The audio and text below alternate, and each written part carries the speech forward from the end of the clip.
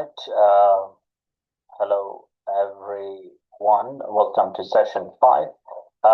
In this session for this week, I wanted to address few things. First thing is that I'm going to uh, address the question regarding the data once you're reaching out to the World Bank data site, how to get the data and how to clean the data and make it more ready and available for your analysis in Tableau. So first, I'm going to start with sharing my screen about it, and I'm going to go to the World Bank data.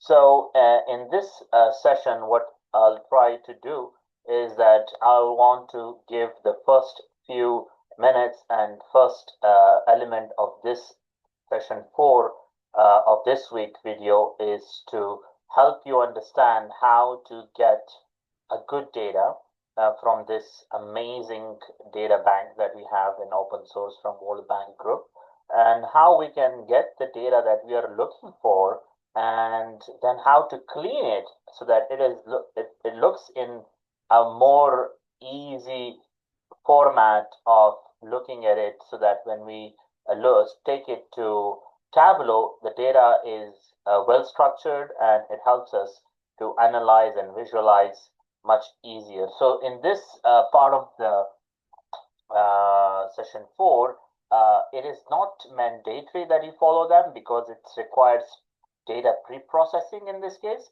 and you don't need to worry about this part when you're doing your assignment 1, because what I did is I tried to collect the data based on individual course and the data required in each course for assignment 1. I went through the cleaning process. I cleaned it and made it ready to analyze format, so that all you need to do is get that data from the Microsoft Teams channel and take it to your Tableau, and you will be able to do your assignment 1 very easily.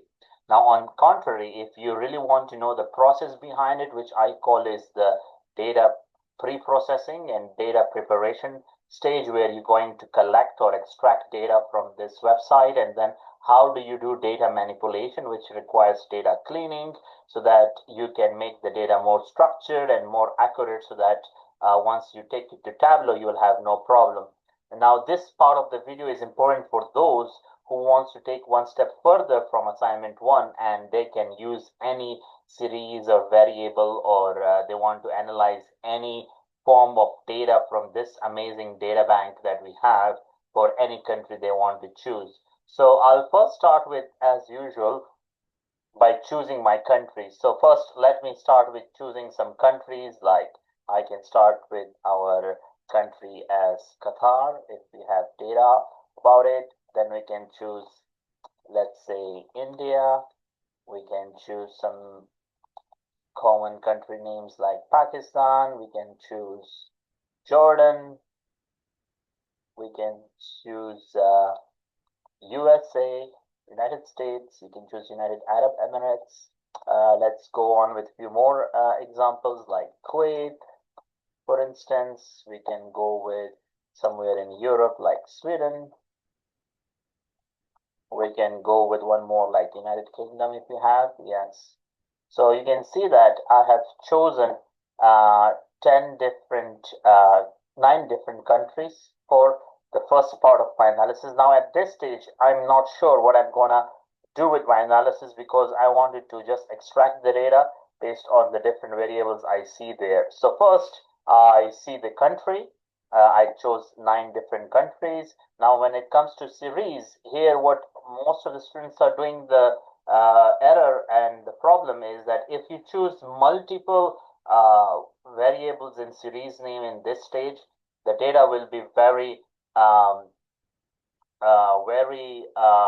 would say very and it will be like in a matrix form, where the data will be more confusing for you, because the rows you will get will come from series, and the years that you will get will come from the years you choose as columns there. So what I'll suggest you here is that you can choose one series at a time, like one variable at a time, and then I'll show you the data integration part of it, of data visualization, where you can merge the data in the pre-processing as well. So let's start first with something regarding school enrollment. So I'll just write here school enrollment data or something like that.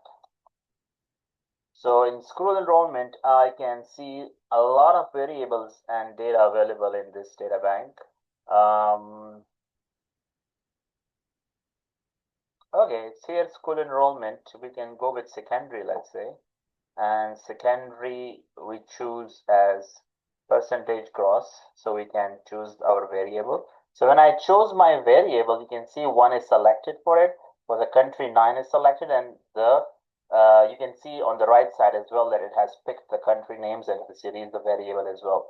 In the time, you can go manually if you want specific years. I'll just go with 20 years, or let's say 15 years of data, so that I have enough data. And then when I chose 15, I can see here that time has been picked as well, and I will click apply changes. When you click apply changes, it will help you to give an overview of the data you want to extract or export from this website. So it will take like a minute to gather the data you have chosen for these 9 countries and one variable with 15 years of data.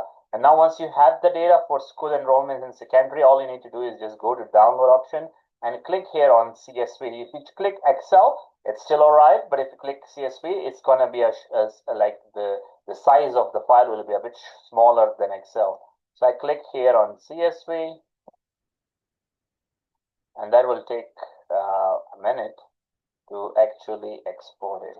Maybe the data is a lot here, so it will take a minute or so. Okay, so you can see that the data has been exported from the World Bank now. And if I click here on my downloads option, I can see that I get 2 different files from the data.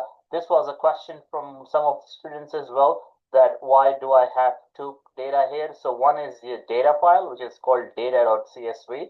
The other one is called metadata.csv. Metadata refers to the data about the data. So if you want to like classify and you want to describe your data that you have exported, so they give you a metadata file, but that is not relevant to you. So all you need to do is just get that data file and extract it to a folder. Let's say I go to desktop. In desktop, I want to create a new folder. Let's say I want to call it data set on desktop, and I press OK. So when I go to my desktop now, and I'll find the data set option here, I'll see the data part here. So when I open it, you will see the data has been exported for these 9 countries that I have chosen for that specific 15 years of time based on series name.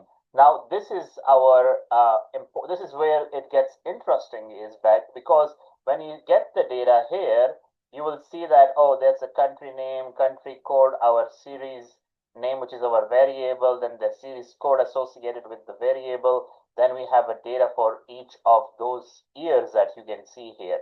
Now the problem happens is when you have more than one variable that you want to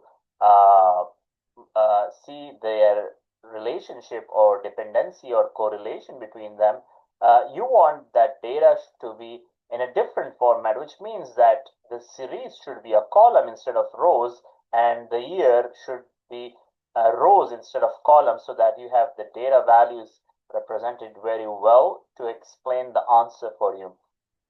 So there is a way around it, and for that we need to use Power Pivot, which is like one of the Microsoft tool to do data manipulation, how to clean your data and make your data more accurate according to what you want, according to your needs. So for that, you have to watch this step specifically. So I'm going to put this down here. And for that part, what I'm going to do is I'll just bring my cursor here and I will click Control A. That means that I have selected all my data that I have exported so far from the World Bank data. And all I need to do is just go to my data tab, which is here in the ribbon, which we call this menu option as ribbon. In the data, you will find that there is an option here, get and transform data.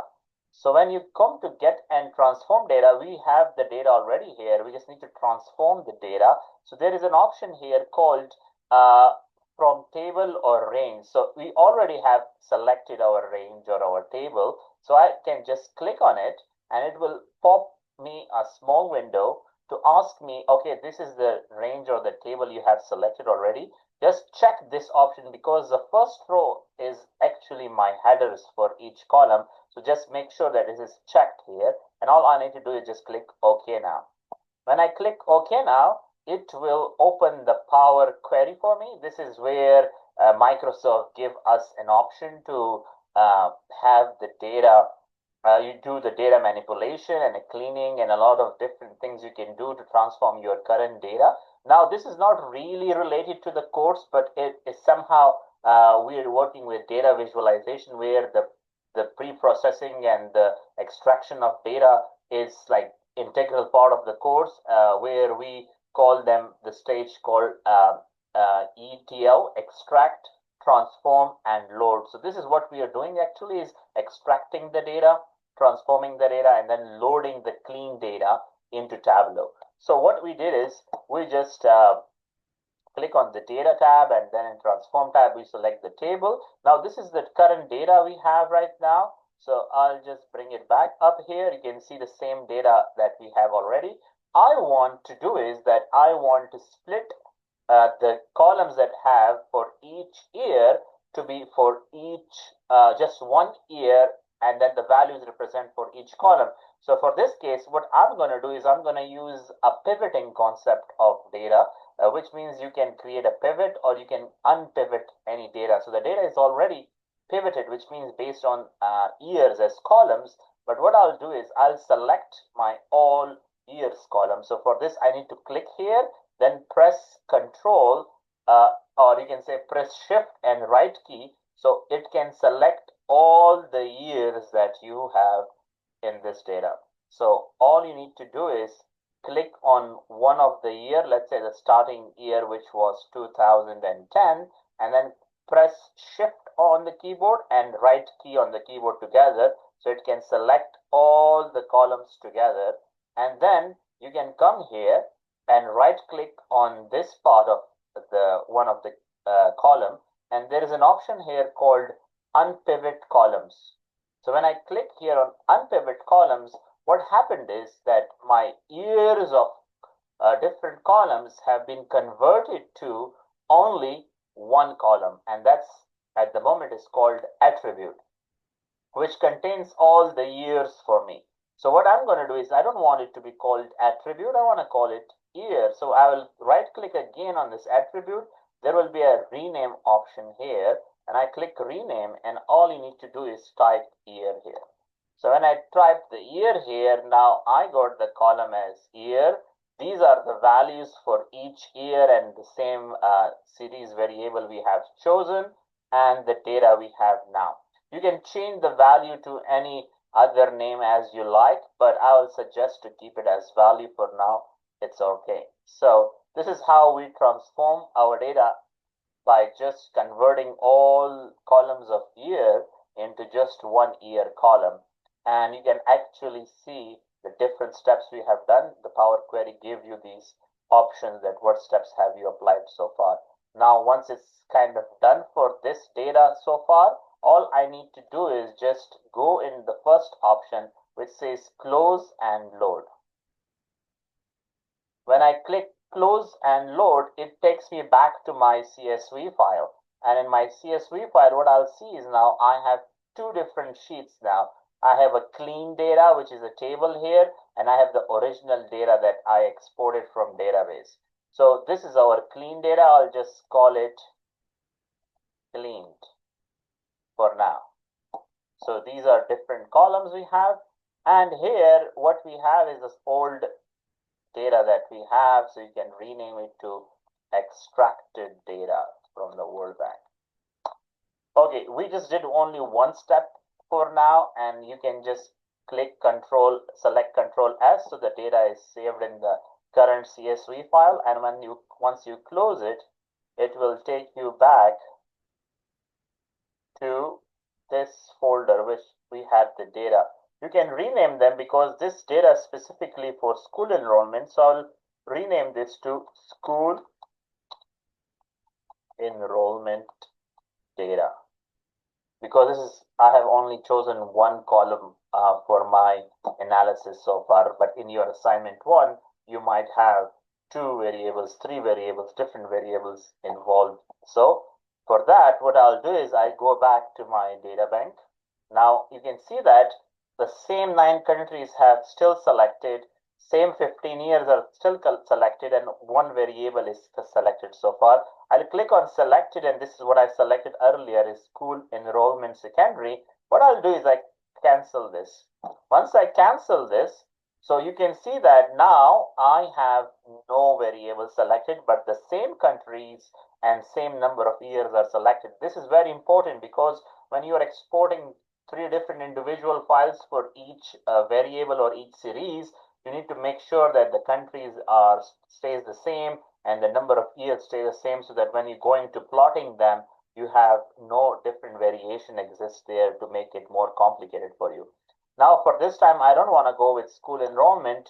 I want to go with something that I can compare the school enrollment with, something as like GDP. So what I can do is I can click on some GDP, and I can just go on gross domestic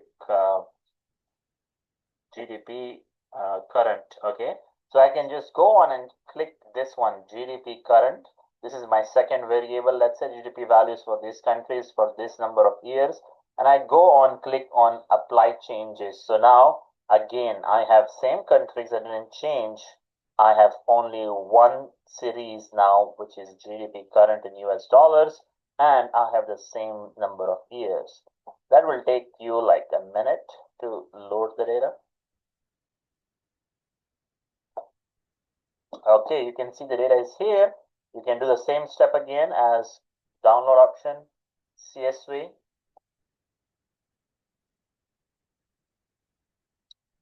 And that will help you to download the file. Not yet.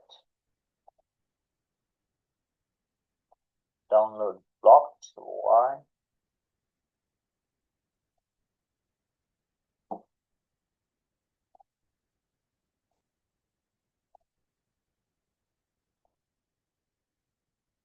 Okay, the data is downloaded now. Now again, you follow the same steps as going to data, extract to, go to desktop. The folder we created was called dataset, and I press OK. Now I go back here, I got my data here. Now this data is about GDP, so I'll just rename it to GDP data. Okay, so now let's open the data. All right, so we have the data values for the GDP, you can see here, and we have the same country name, we have the same country code. Now the variable is different, which is GDP now, with its own series code from the data itself. We have some values here that are very huge values actually, so you can convert them into percentages if you want. You can go here if you want it and change it to percentages if you want, but that's a lot of values for the percentages. So what I'll do is I'll keep it as my currency as it is, because GDPs are coming in the US dollars usually.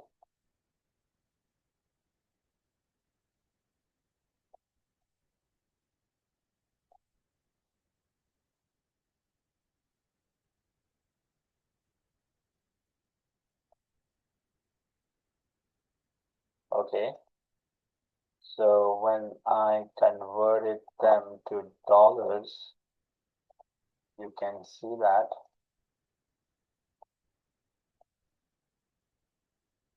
so that all the values do follow same currency. Okay, now this is good. If you want to make it different, so you can go on and choose another option here by selecting the data. there is more option for currency, and you can more number formats. Currency, you want to look at different. So if you're not following the dollars currency, because this is US dollars currency GDP that we exported, but if it's a different currency, you can choose the symbol for that accordingly. You can create your decimal points. I don't want decimal points for this one, so I make it 0. And if you want to change more things, you are free to choose that here. Now I'll just copy the format to all of my data here. So none of them have decimals. Okay, now the data is years already we have. Now what we need to do is we need to convert the year from columns to just one column as year column. So I'll just go here again and Control A the data and go to data. And in the data, I want to come to transform data option. I have the data in the form of a table and I have selected the range. I'll just click this option, which you see from table and range. When I click it, it will open the Power Query again for me. Make sure you have selected the headers as well, checked in. And once you open the Power Query, we're going to follow the same step that we have done previously, which was to convert our years of columns to just one year column. And that what we have to do is select first year, then use Shift key and right arrow key together so it can select all your years at once. And then right click on any of those column and click option as unpivot columns. This will transform the value.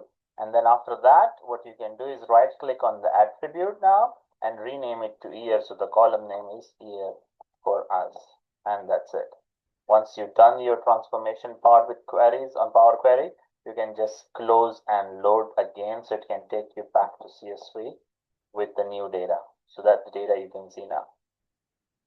Now we have years here and the value for the years is again needs to be in dollars, so we have to change it to dollars. This is what we called as cleaned data. And this was the GDP data original. Okay, so this is what, and then Control S so that our data is stored in our folder. And this is our GDP data now. So what we have done so far is we have only chosen the school enrollment data, and then we click on the GDP data. So for the third variable, I just want to go with one of the assignment variable that has been used. Let's say youth unemployment. So something related to education and GDP, so we can look at it. So I'll go back and choose my third variable to get the data from here. Here I chose selected one already. This is GDP at the moment. I need to just remove it and go back to the available option, and I just search for unemployment. You can unemployment in general or youth unemployment if you want specifically. So we have a lot of data here. Unemployment, male, female, unemployment total, unemployment youth total. Okay, we can go with secondary school enrollment and then unemployment for unemployment of intermediate education, Okay, let's go with this one and apply the data. So we get same country, same years, and a different variable here. Now we can do the same thing, export as CSV. We get the data, we choose the data only part and extract to the same folder we have created on desktop. Okay. When I go here, I got my third data set here. I'll call it unemployment for these. All right, so unemployment. Same thing, we have to convert the years. So what I'll do is I'll just select my data, same steps as previously explained, data and transform data. Choose OK. It will open my Power Query. In Power Query, I can just choose 1 year and then use Shift and right arrow key together to select all years, and then right click on it and click Unpivot Columns. This will get me the year column with an attribute header. I can convert it to year, and that's it for now. Close and load. So I have explained this in the first two data sets already. You can just look at that. We can rename it to clean data for unemployment. And these are the data sets that we have, year and value. So we have some missing data here for some years for some countries actually. Then Control S, it will save the data. Cancel it. So when I go back to my data tab, so now you can see I have gotten all three variables that I have in my data that I can easily use for my analysis. So now how do we merge these data together? There are different techniques used for merging all the three variable into one data set, because again, you're not gonna use all the different data sets from these countries into Tableau, which you can actually by using the join operator to join the values. But here we want to get the values in the form of like the variables, or the series should be a column, not a row. Here you can see the row here. So what I'll do now is I need to have the country name, the country code if you want, unemployment series name, series code, year, and a value for it. So what I'll do is I'll create a data set, and I'll do it in the easiest possible way so that you can follow up easily. So I select on data set, and what I'll do is I'll get my individual data from each column as it is. So what I'll do here is I will Control A and Control C. I can come to my data set, rename this to what file I'll choosing, school enrollment. So I'll just go here, rename it to school enrollment data. We can just say school, for example. And I come here and Control V, which is pasting. So you should know how to copy and paste in computer. Control C is to copy the data, and Control V is to paste the data. So you can paste the data over here. So what you got is country name, country code, series name, series code, year, and value. So if you want to just make some alignment for it, you can easily do it. Choose the first column as it is, like that. This is our school data for now. We got it into here. What I'm trying to do is I want to keep all of them together in the same file, and I can use VLOOKUP. So if you're not familiar with Excel or anything like that, so I can provide you the query for it, how to search in the Excel functions to actually combine the data together to get like a perfect sheet for analysis. So for now, what I'll do is I can go to my second sheet in this new data set, and I'll call it GDP, for example, and I will just get the data from the GDP data by Control A to select all, Control C to copy, and coming back here and Control V, so the data is pasted successfully.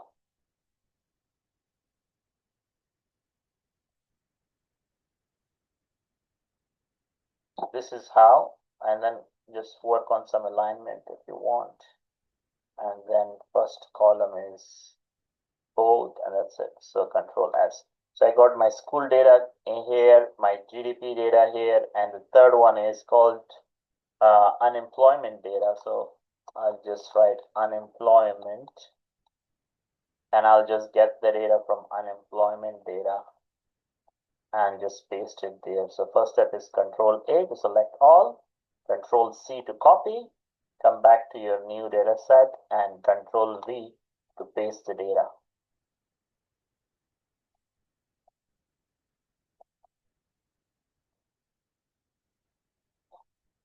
Control A, do some alignment, and first column bold. Okay, Control S. So now we have easily gotten the data into my data set where I have school data, GDP data, and unemployment data. Now, what I want to do is I want to convert these different rows you see here for series. This is GDP repeating. Here is the school enrollment, and here is the unemployment. I want to convert them so that instead of having rows for variables, I have columns, and rows are my years, so that the data I have looks more easy to follow here. So, okay, so I'm sure that recording. Okay, it's recording already. So now that we have exported the data into different tabs of sheet for each variable, what I want to do is I want to just merge them together so that the data is in one sheet with all my variables as individual columns. So for that, what I just do is, because the things that are common in all these is that year and country name and country code, they are all the same. So what I'll do is I'll bring the year, Control X, and I come here and I insert cut cells so I can move my year column into my third format here. Or if you want the country code, you can also use the country code there.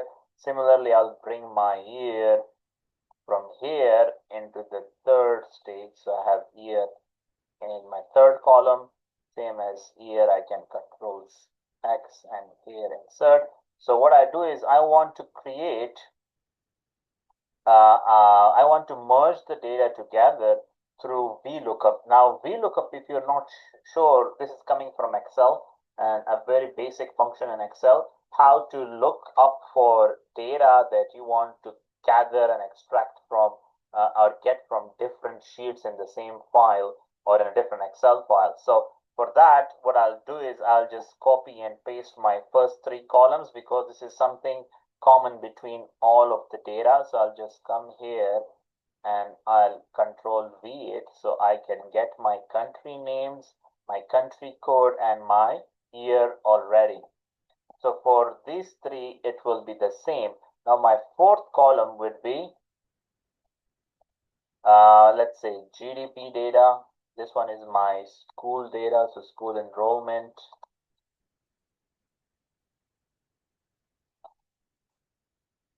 Okay, and my last column should be about unemployment.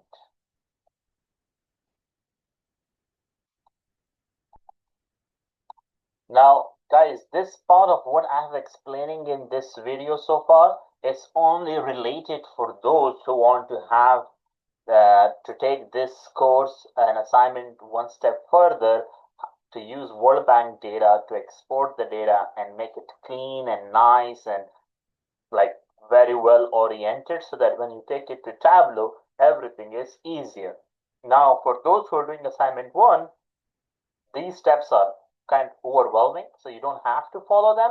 I'll just give you the cleaned data from the sources mentioned in your assignment to be uploaded on your Microsoft Teams, and just get the data from there for your Tableau. So you can skip this part of the video session 4 if you're only focused on how to do assignment 1, which is coming in this video as well. Okay.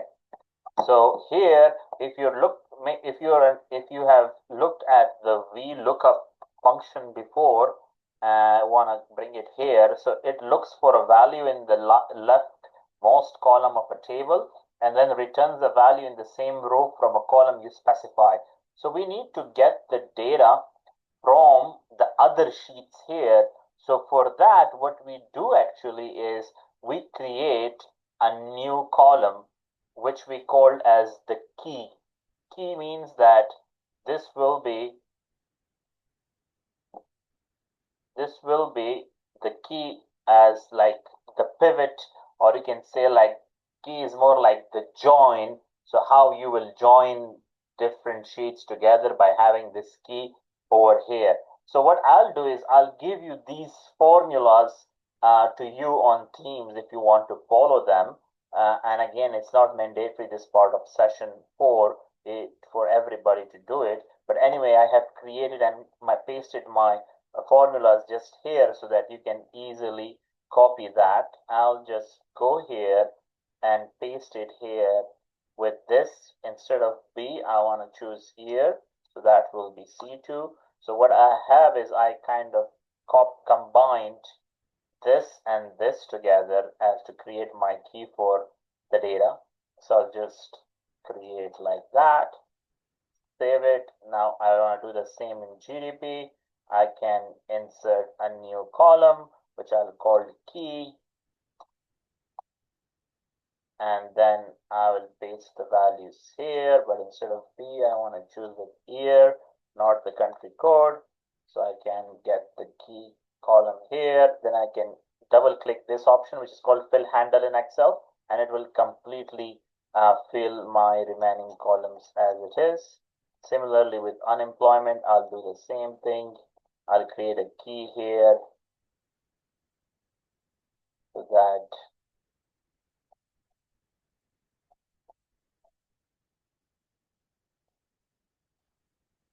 okay, so I'll create a key here with the same formula as the previous two, and then apply the fill handle.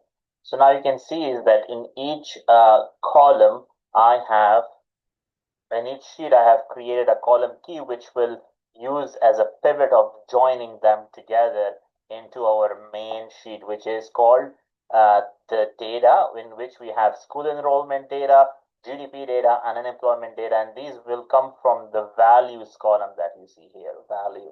So it will come from the value column as it is, you see here.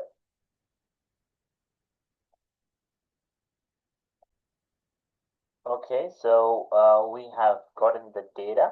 Now we need to merge them together. So what I'll do here is I'll bring my column of value, because the values column would be needed for this part of the merging. So I'll go to data here, and for data, what I'll do is I'll apply the VLOOKUP function equation that I created earlier, and I'll just paste it here with changing some things. This is school column. I'll call it school. If you're not sure with VLOOKUP, you can just have a look at it and study about it. It's one of the most interesting. Oh, it's giving me cut the key value together. So what I'll do for my key is I'll actually bring my values into here, and I'll bring my values as my fourth column, and unemployment, which is values, Control X and keep as paste here. So when I come to data, I get my data here for school enrollment, and I double click on it, I'll get my data here. The values will be converted to this part now, and I will do the same for GDP. So I'll come here and I'll use the same equation that I created for VLOOKUP, and I'll paste it here, but I'll change this. Oh, it is GDP correctly, GDP. So I'll just press OK, and that will give me the GDP value. Again, it's in a long value format, so I'll change this to dollar symbol, so it's a currency now. And for unemployment, I'll do it, but sheet name is not unemployment GDP, it's the unemployment. So I'll just write here unemployment sheet. The data should come from unemployment sheet.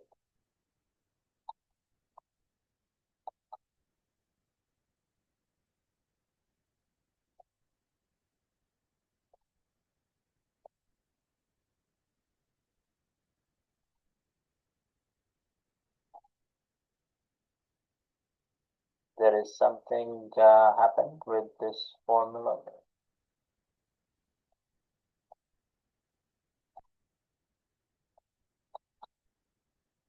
Unemployment. Unemployment.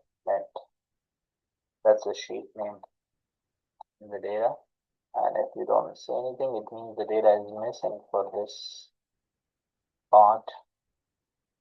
Okay. So now all I need to do is just control A and then change some alignment in it, and that's it. So our data is now looking fine because this is the data that has years now after so much effort. Again, data cleaning and data pre-processing, which is data preparation, data wrangling. This does take a lot of time usually. So you have to bear that. Otherwise, I'll give you these cleaned data sets for your assignment one already uploaded on Teams with this video. So again, you see here, we have still some work needs to be done. You see, these are like years mentioned here. So I want to just create a new sheet here where I want to just keep it as year name. So what I'll do is I want to keep year rather than keeping the brackets with it. So for this, I'll just use a very easy Excel function of left, and I want to keep the first four letters of it. When I press enter, I'll just get 10. So I can use the fill handle to complete again all of them. Now you see these columns are based on these values. If I delete this column will make me error in Excel. So all I do is I will control C this column, and then in the same column I can paste it as values. When I paste it as values, now you will be able to see that. Okay, I need to select them because I need to convert them into numbers. So I select them now and choose convert to number. So these are now number format, and this column now I don't need it, so I'll just delete it. Oops, we have the data used for here actually. So what I'll do now is I can also copy paste these three columns as values. So it is not, why do I do that? Because I don't need to depend on other columns now. So I'll just paste it as values now. So if I delete this column now, it won't affect these columns. Good. So this is our final data for now with the country name, a country code, a year, and school enrollment variable, GDP, and unemployment. All I need to do is just control S so it can save my data. And I close this so I can go back to my this, and my data is actually in this file, Excel file, and the fourth sheet that I have here, sorry, it's somewhere here, dataset. In dataset now, I have the data tab which has all the data I need. So I can just go to Tableau now and bring the data in. So this will answer most of the questions that are coming on exporting the data, and then you don't see it very well in Tableau. So this will answer your questions. But for assignment point of view, you don't need to worry about it because I'll give you the clean data as well. And if you watch this video, later part of this video, I'll try to solve some questions of the assignment one as well. So I click on Microsoft Excel. The data is on desktop, the data set, and dataset. The file is in use now, so let me close it first. Come to Tableau, dataset is chosen, and The data is here. We know that we have 3 columns we created for each variable, but everything is in data. So double click on data now, and you will see the data already here with correct variables, everything. Now, when I go to my sheet 1, let's say I want to draw a scatter plot or something for GDP. So I'll double click on GDP based on unemployment. When I bring country name to detail, so you will see with years to the filtering. And okay, that's it. Some I can convert this to average values for unemployment, and country name to color, so we can get the values for here. School enrollment, unemployment goes to the text, so we get some data on the text.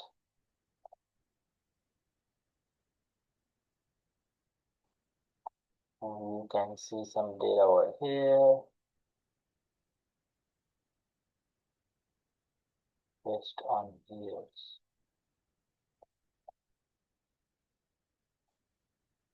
So you can see a chart for the values coming from actually colors from bar chart is better. So you can see for different years, you can see for each country their values. So instead of country name on the values, we can see the average unemployment, and then we can put country name as filter, so we can filter out individual values for us. And then right click, show filter. So instead of all, I want to see for Jordan. So how is the Jordan unemployment going on? So you can see in 2013, it hit 45%, whoops. And in 2023 data, we have only 19%. And instead of Qatar, you can see in 2021, average was just 19%. So again, this is the average values of unemployment. We have to look at the data specifically, what kind of data you want, the total sum of the data or the average data of here.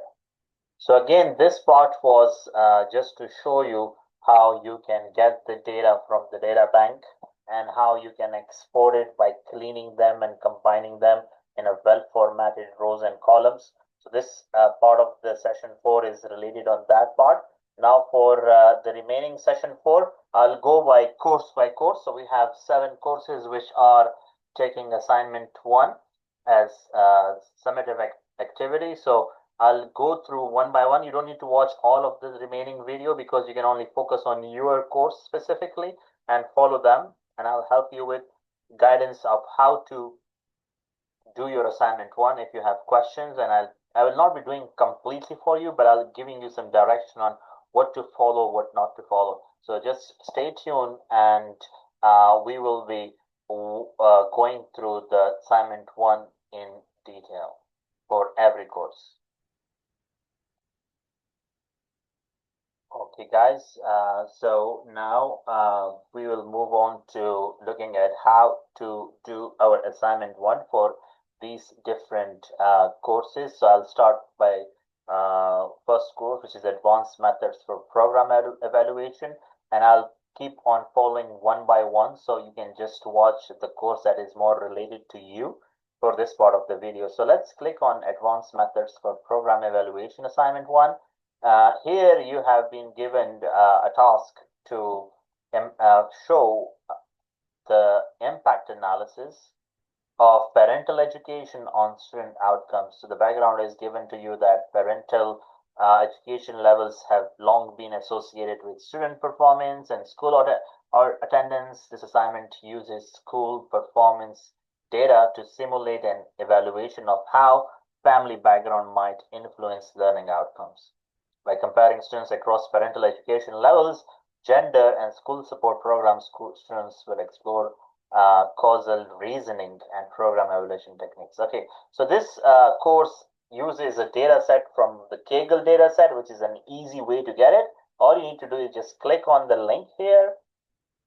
I'll just open it in my Chrome data and paste it. So I have already logged into Kaggle, so you will be able to download it. So this will take you students' performance in exams and download on it and download dataset as a compressed folder. And then from compressed folder, you can extract this to desktop or something, so you can easily take it to your Tableau. Okay, the data is extracted from Kaggle. Now I need to open my Tableau. The data can go to my Tableau easily. I want to see what file is this actually. It's a performance is CSV file, so I'll go here and a text file, and I choose desktop and students performance.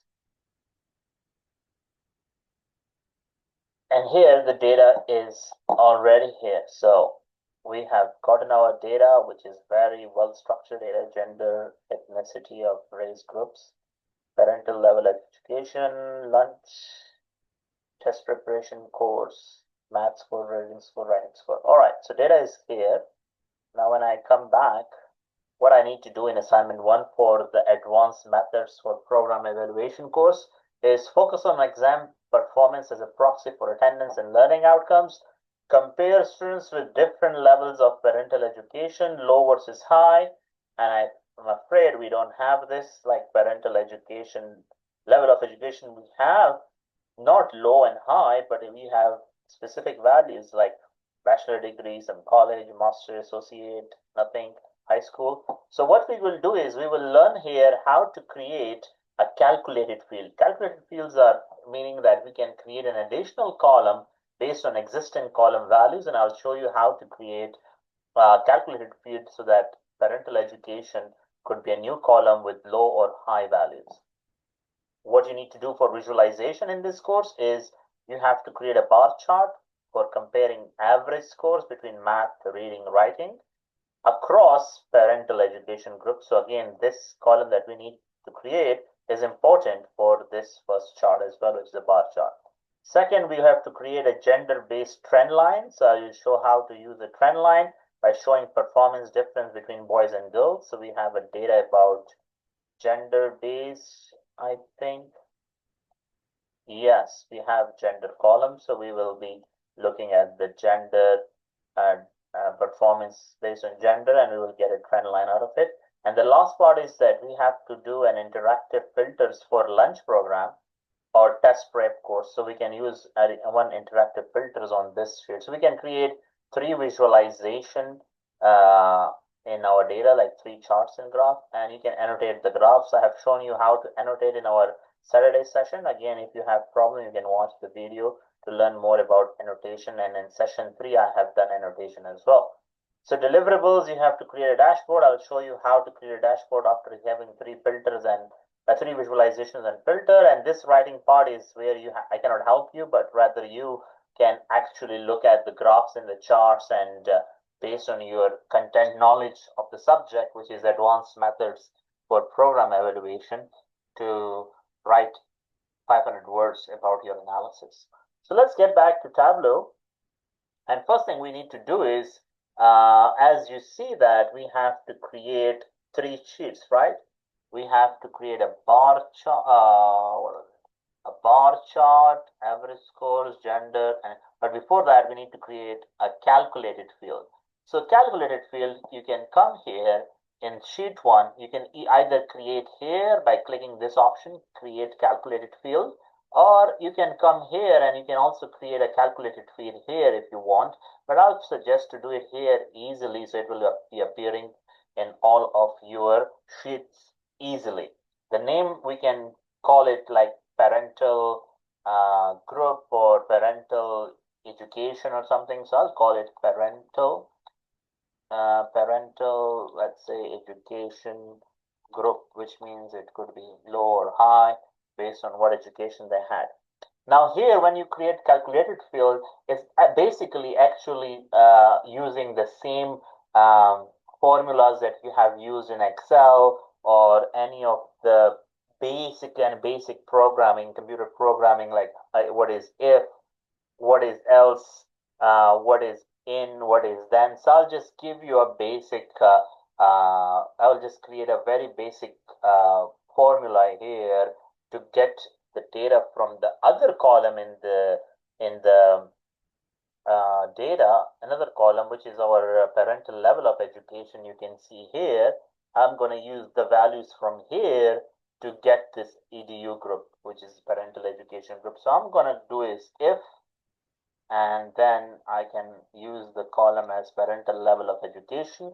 So if the parental level of education contains, so for that I'll use in as in contains and can specify the values. So I could see there was like a bachelor's degree, so bachelor's. I need to make sure that the spelling is correct in the data as it is. So bachelor's degree, or it could be master's mentioned, master's degree. If there is an error with the spelling, we will get an error, so we can fix that, no problem. So if parental level of education contains these two values, then what will happen is we will call it high for the parental edu group. So it means that high will be specified in this case. So we have, okay, and we will specify and at the end. Else if,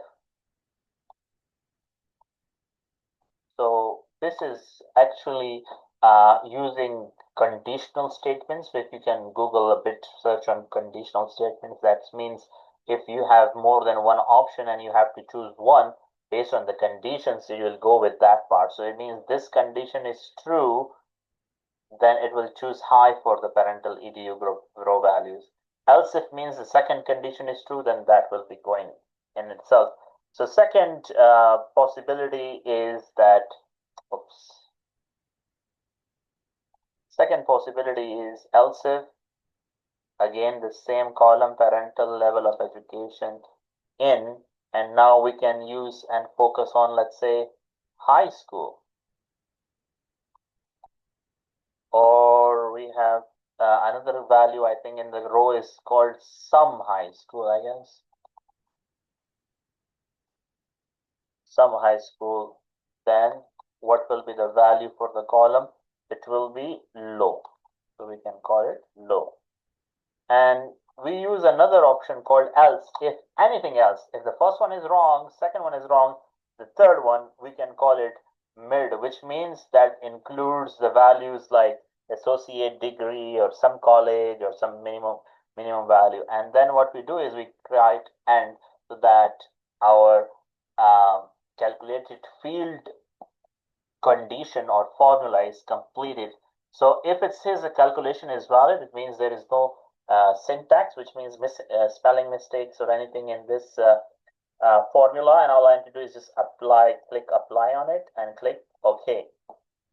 Now when I come back to my data source, you will be able to see a new column here, which is called parental edu group that we've created, and it has the values of high, mid, low based on, this is based on this column, parental level of education.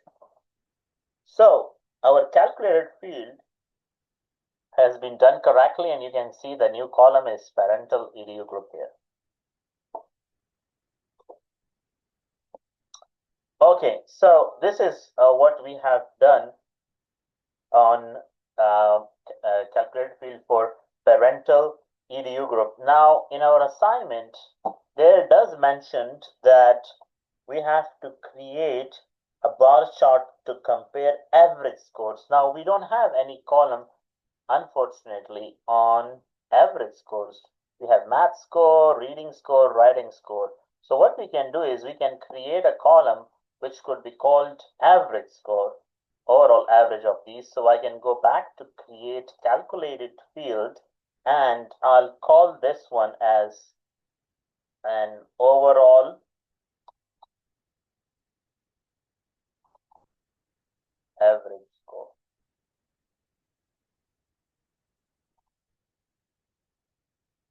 Okay. And is this just basic math of grade 2, like how to get average score? We need to combine the math score, reading score, writing score, divide by 3. So what I'll do is math,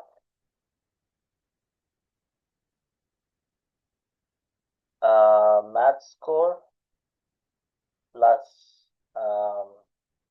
reading score plus writing score. And as we know that there is a mathematics involved of addition.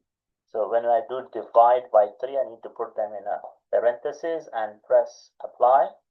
And once you click OK, so you have got an overall average column now, which will have the average of math score, reading score, writing score divided by 3. So this will have an average score. You can cross check here in the data source. You have the overall averages mentioned here. Excellent. So we have created a very well structured on how to create calculated fields for this part of it.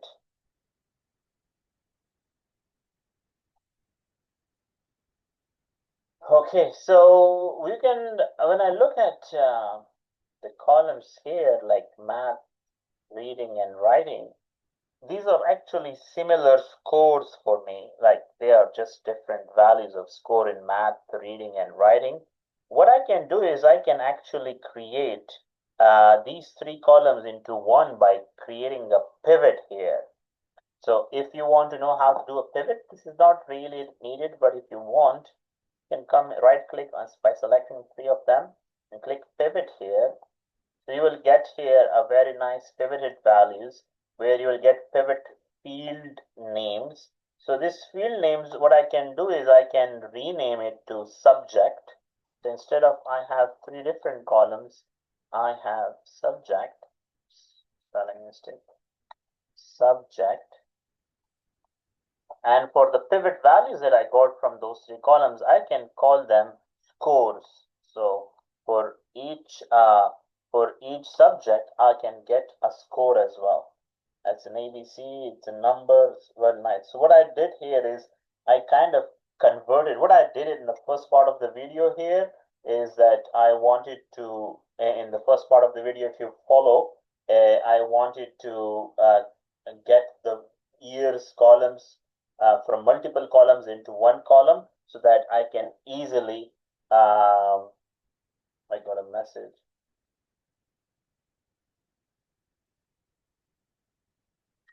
Okay, so what I did here is pivoting, and in pivoting, what I did is that I converted 3 different columns into one column as subject and the values as a score for that specific value. So this can help you to make the data more compact in terms of columns and things like that. Now let's get back to the assignment so that we have to create a bar chart which compare average scores. We have to create a trend line for gender based, and the third one is interactive filters, and then a dashboard. I'm not going to do complete assignment for you, but I'll just give you an idea how to do it, and then you can put some time and energy into it, some effort, so you can make it maximize this according to the assignment rubrics. Okay, I'm not going to go through rubrics so that you can do a bit of your work there as well. So the first sheet that I want to do is to rename it to my scores by parental edu group. So here I want to create a first sheet which will contain a bar chart comparing average scores across parental edu groups. So average scores I have, overall average, and parental edu group I have already. So what I'll do is the edu parental group, which is the parental edu group, bring them to columns so I can get low, high, and mid. And for the row values, I can bring the score which will be the score here. And instead of sum, I can get it as an average score. Okay, so I got an average score. And if you want to make it more use of the marks sheet here, so we have different categorical like subject. I'm going to bring on color so you can actually see here. Wait, it's automatic. So bar chart. So bar chart, you can see that I have a well structured now bar chart which can compare my parental edu group based on the average score the students have achieved. So this can actually, I want to make it a little sort. Okay.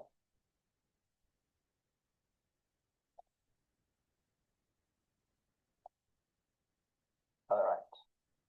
So I can sort them with a high, mid, and low. And you can see clearly by increasing your parental EDU group, like if you go from low parents education to middle to high, the average score of students actually increases. So that's a very good correlation here that you can actually comment in your writing as well. So this is like how to create the first easy, simple chart of this assignment. So if we want to put this in filters and apply filters, okay, you can actually see for each specific subject as well. And it's important to have the filters, same field for the filters, because when you go to dashboard, you should have the filter applied across all the visualization in the dashboard, so it's kind of answers the question easily for you. Okay, so that's our first visualization. Second one is called a trend line showing performance difference between gender specifics of boys and girls. So I'll go to my second sheet now. I'll just call it gender based on subject. So gender by subject. In this case, I have to bring subject into my columns because it's a categorical variable. The numerical, actually, we are comparing gender by subject, so that's more categorical together. So what I'll do is I'll bring a score for the rows values, so it can become an average for me like that. So it's going to be easy. Now for gender, which is one of the most interesting part of this assignment, is I can put it on color and I can put it on my, okay, I need to create a trend line so I can make it a line chart and gender on my path as well. Okay, so that can help you the path for your scores on subject as well. If I want to remove subject and make it on, no, I think it's gonna be all right. Oh, score is already there. I wanted to do it on a subject. The subject for male and female. So this is how you can create your average subject by score in this assignment. Visualization, overall average.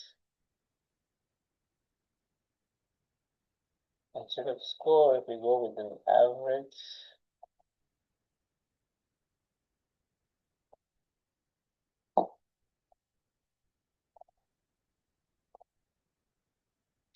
so it's going upwards.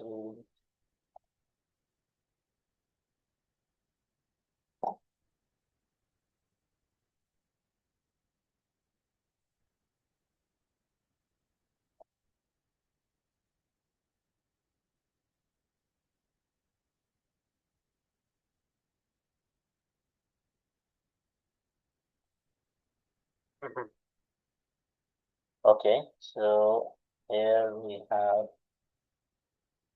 maybe we can put some filters so we can get an idea. Filter. which can specify things according to that.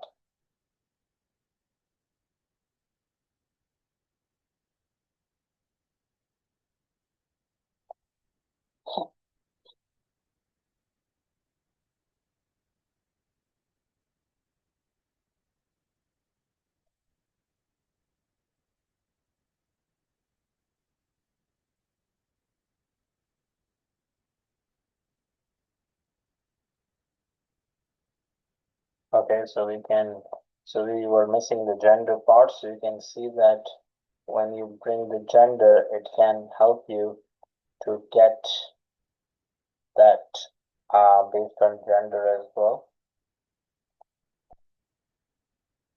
If you want to use a bar chart here, it's also okay, but if something more easier to use will be a line chart here.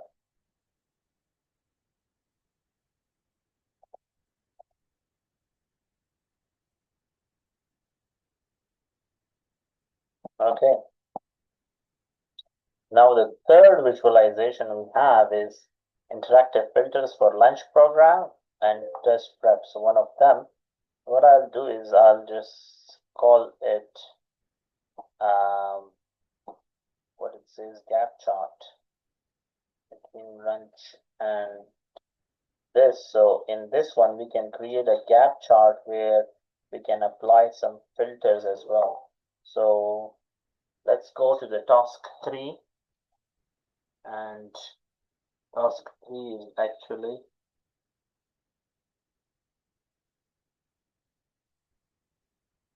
gap chart.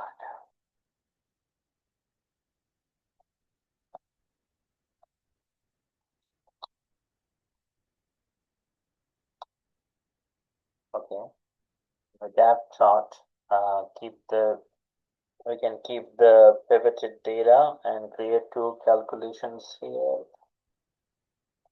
We can call it average score high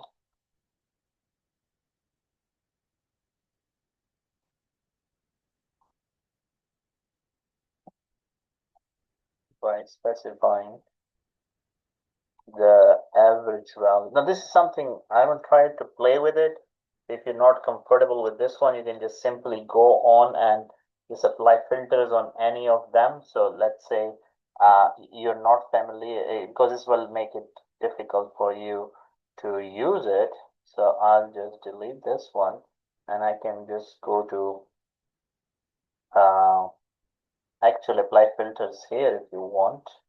So you can bring lunch to filter, and you can apply the course test preparation to filter,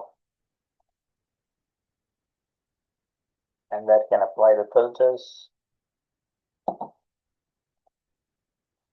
the filters for it, and you can apply, let's say,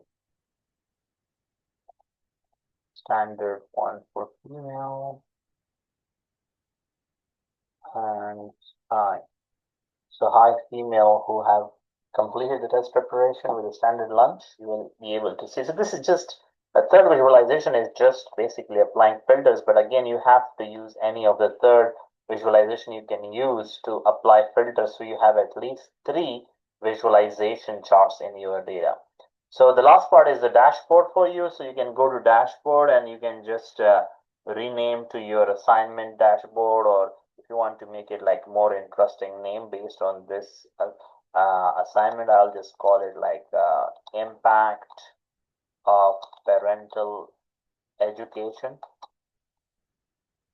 And in this case, what I first, when it comes to dashboards, first thing you always have to come the size and make it automatic, so you can get a whole area of the dashboards. And second thing is option in the left bottom part is called the show dashboard title. So you can click on dashboard title, and you can see it here. So now if you double click on it, you can make it like in the center with bold letters or a different font color if you want, and apply.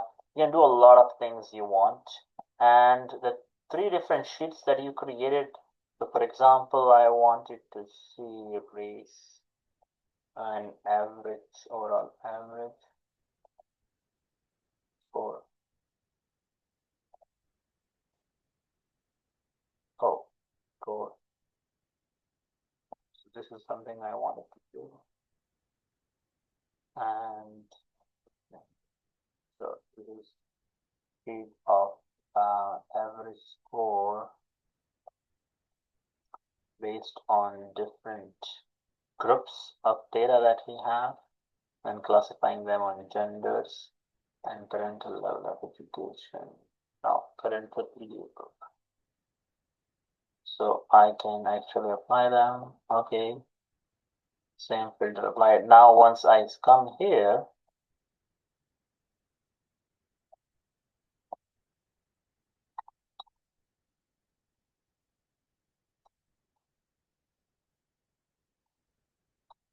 my group. So when I come here, I have all three. So select the first one, select second one, select third one by double clicking. So you will get all three. So I will suggest to use same color schemes in each of the charts. So when you get to the dashboard, it's very nice. And you can see the filters here. So you can just apply the filters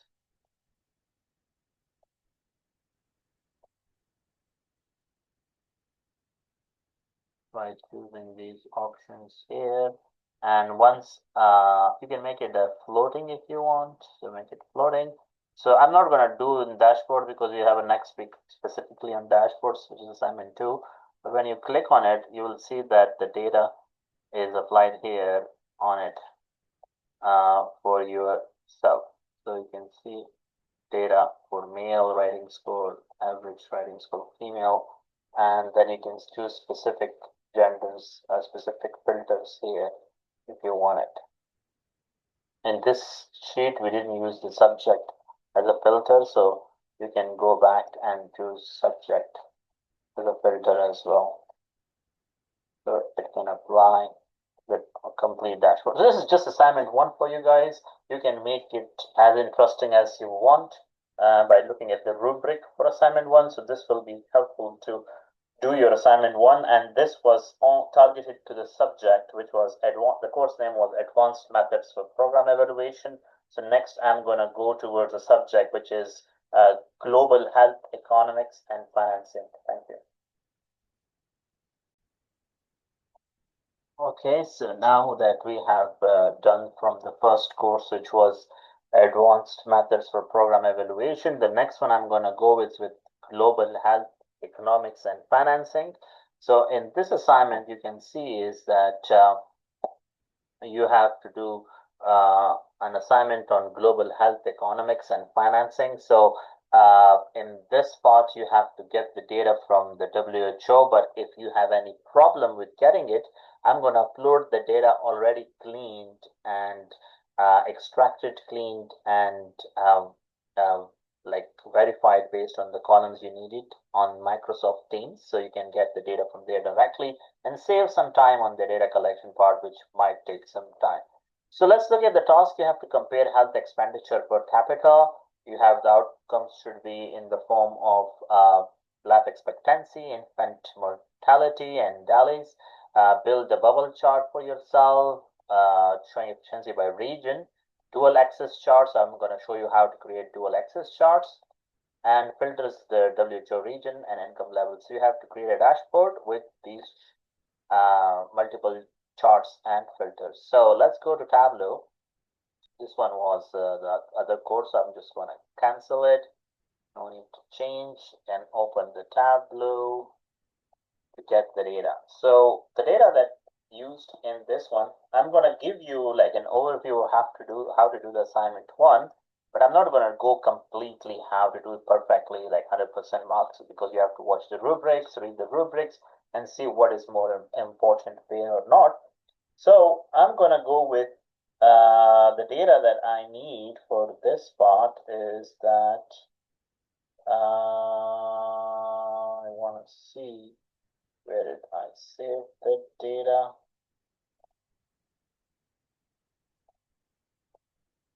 So let me see the recording is going right.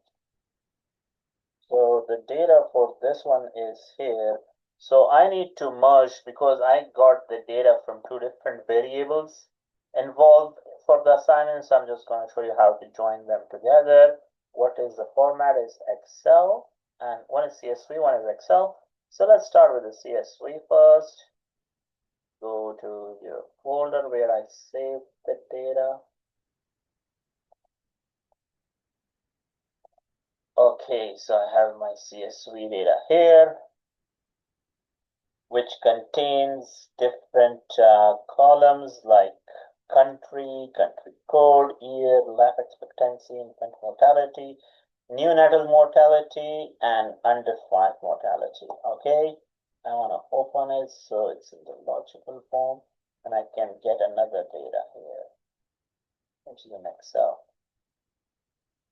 And if you see, the data is already joined based on the country sheet already. So excellent. So data is already imported very well and done. So if you look at your assignment, you need to create a bubble chart showing efficiency by region, dual axis chart of outcome and spending. I'll show you how to create a dual chart, and some filtering on region and income level. So I'll start first with the data itself. I'll call it bubble chart. So bubble chart for efficiency by region. So we can just rename it to efficiency bubble. If you're not sure what is a bubble chart, so bubble chart is used to present visualization of 3 columns together instead of 2 columns, and you can read a little bit about it. Okay, so these are our columns. These are our categorical data like country, income, region. Then we have years, country code, health expenditure. So again, it's a bubble chart efficiency. So I'm going to get the expenditure average into my columns so that they are my how much they spent on it per GDP. And for my rows, I can drag life expectancy. Okay, so make it as an average life expectancy. And what else we can do is the expenditure. So we can use 2 axes. One is, okay, for average expenditure, we can use a row here, and for this, we can choose here. Okay, so this is what you get as 2 different charts. Average life expectancy comparing with average health expenditure for each year. Now, the idea is to create dual axis actually, and here what happened is we are creating bubble charts, and I just got a little confused with the first one and the second. So the first one is bubble chart showing efficiency by region. Okay, so if efficiency is easy, you can get the expenditure into your column with an average value.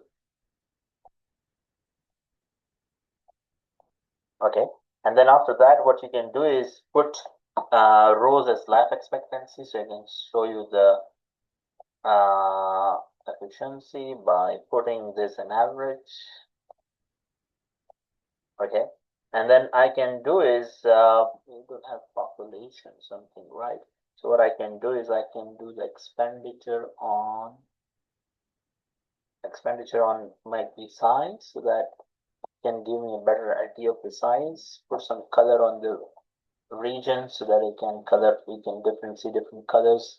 So the regions are actually the data shows Africa region and European region, and they have exported the World Health data, have their own regions in the data. So if you want to have a look at that, you can find it here in this data here, region, EMR, for Africa, Europe. So they must have some metrics for that.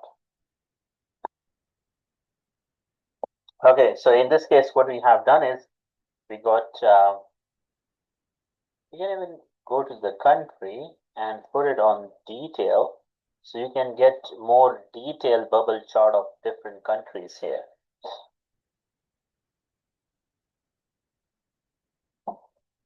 Okay, so let's say go choose this one.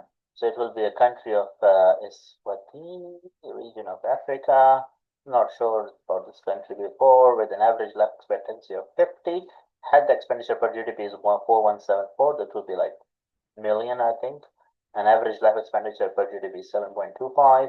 This is Cuba. So again, if you want a tooltip here to use, so you can go to the tooltip and change that if you want to just the text editor, and you want to like uh, edit it according to what you want. Okay, so this is an assignment I cannot do completely for you. So you can, this is the tooltip, like when you bring your cursor, what do you see? So Bangladesh is from region, Southeast Asia, I guess, region, and this is the life expectancy is like 69.08%.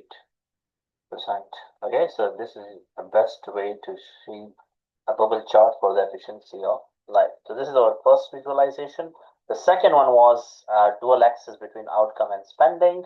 So I can go here and just rename it to my life expectancy versus expenditure.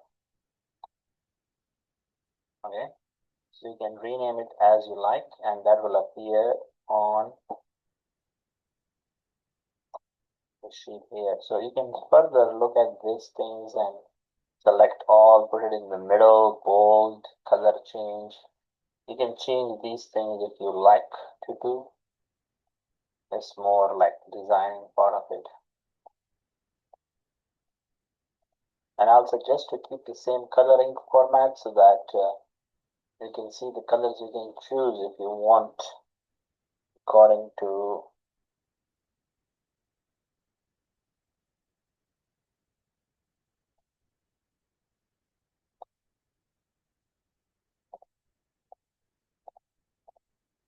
different colors you select, because when we go to dashboard, it should follow a same pattern of colors for better alignment and fluency of the chart. Okay, so we need life expectancy and expenditures. So for that, we can definitely go with the years as a column with the data. Row is like life expectancy. We can get life expectancy for average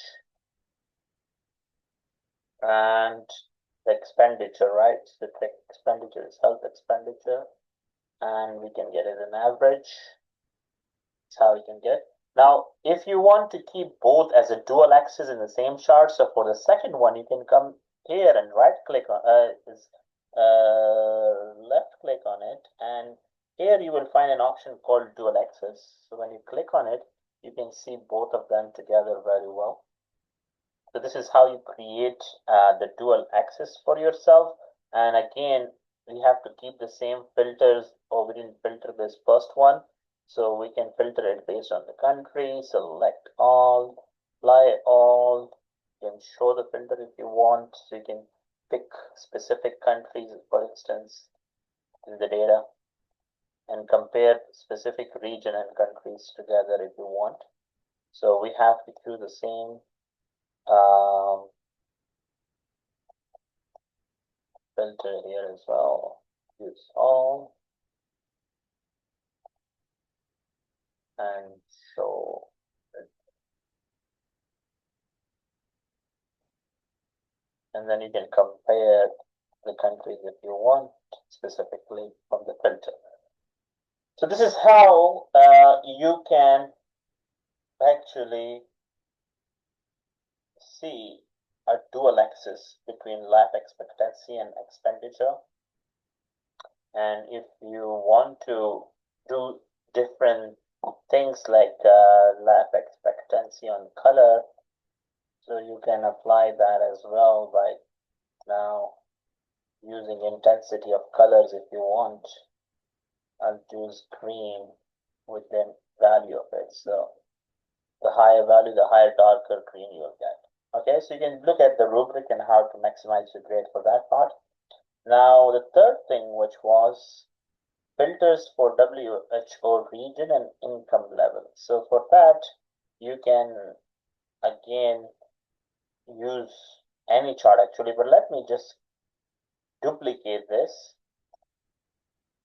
Okay, and I'm going to use this just for applying filters. So the third part is filters. So I need for filters, I just need some chart at least. So I already have the one. Just copy paste that. Okay. So in this case, what I can do is I can remove the expectancy to make it a little change. So I can put infant mortality and get an average. Okay, so average infant mortality, and you can see the expenditure for it, or you want to get rid of expenditure. Oops, look at that. So you have the infant mortality average has been reduced drastically, actually. If you want to look at for a specific country like Afghanistan, Albania, well, Albania have a good work done here. So most of the countries has done work done on less infant mortality. Nice. Good. So this is what you call as and we apply we can apply infant mortality on color as well. So the darker values can get more reddish color. Okay. So this was higher value. Which country is it? Green. So overall, average has been reduced tremendously. So this is our third sheet where I just wanted to show you how you can apply filters by changing any graph. Now, the last part was that you have to create a dashboard with these sheets. So dashboard is easy work. You can come to the second last option of dashboard, select new dashboard. So when you come to dashboard, you need to have a name for the dashboard, which is like collection of all sheets in your data. So let's call it health spending efficiency. Okay, and when you come to the dashboard, first thing is you have to select the size for it. So you can go here and make it automatic, so it can take as much space as the space on the screen is. And here, left bottom part is show dashboard title. Click on dashboard title. Then you can also make this like in the center as we did the other ones, and make it in a different color as you like it. Press OK. This is just like applying the same thing we did here, and here. Now, if you want to bring the charts here, which you see here, the sheets in this file Tableau, you can just double click on all of them one by one, and you will be able to see your sheet here. Now, I'm not going to show you how to make this dashboard more professional because that's the next session of this course but for now, if you want to have a look at it, so this is how your sheet look like. If I want to choose country specifically as Afghanistan, for this sheet it will be here. We did not combine them here yet, so you can see the values here between different sheets of your health spending efficiency, and you will be able to write about it in your report as well for your teacher. So that's for the course of global health economics and financing, and that would help you to complete your assignment 1 successfully by looking at your rubrics and fine-tuning your work so that you can maximize your grade for this assignment. So thank you, and now I'll move to the third course, which is Research Methods MSPP. All right, guys, so now we move on to the next course, which is Research Methods. Research Methods, also MSPPE. So let's look at Research Methods MSPPE, assignment about it. So again, the data for you guys is to use the World Bank site, but if you have problem on getting the data and exporting it in a more cleaned and structured way, I'll giving you the data already cleaned on Microsoft Teams, so you can just load it to Tableau from there. In your assignment, you're going to choose 5 countries across different income levels. So now for this assignment, I have used 5 countries, but that the data you will get will also already have 5 countries. So if you want to choose the different countries, you can follow the first part of this video session 4, where I explain to you how to go to data bank, World Bank site, and how to choose your country, cities, and year, and then how to export them, and then how you use the Power Query in Excel for Microsoft and CSV to actually clean the data and make it well structured to upload it to Tableau. So you can follow the first part of this session 4 to choose the data of your own choice, because the data I gave you on Teams, I have already chose the countries to export it for you guys. So in this assignment, you are supposed to be creating 3 visualization in Tableau: a multi-country line chart, a bar chart, and a scatter plot. Now, if you have watched this video for the first course, assignment 1, I explained the bar charts there, but again, I will show it for you guys in this one as well. Applying filters for year and region and annotation. So I have done this in session 3 and in Saturday live session, how to do filters and annotation, but again, I'll show you a bit. So after doing the 3 visualization, I'll be able to create a dashboard, basic dashboard. So let's go to Tableau and get our data. So this is, the course name is Research Methods, MSPBE. So I'm gonna go to the data set. So the data set is session 4. This one was 4th course, so the 4th data set, data. Let me see the data. Okay, so I have chosen 5 countries: Pakistan, USA, Qatar, India, and Afghanistan for these things. Okay, you're looking at GDP, school enrollment, life expectancy. Okay, excellent. So let's go to our Tableau. It's an Excel file, I suppose. So let's go to data. Now I have created data sheet, so you can just drag and drop data sheet, and you will see country name, year, key, and just key, forget about key, just use it to merge the columns together. Okay, data is very clean for this one. Unless you do it yourself from the World Bank, you have to clean it. Okay, so the first visualization, it says multi-country line chart for GDP trends. So what I'll do is I'll just call it, the first sheet visualization is GDP trends.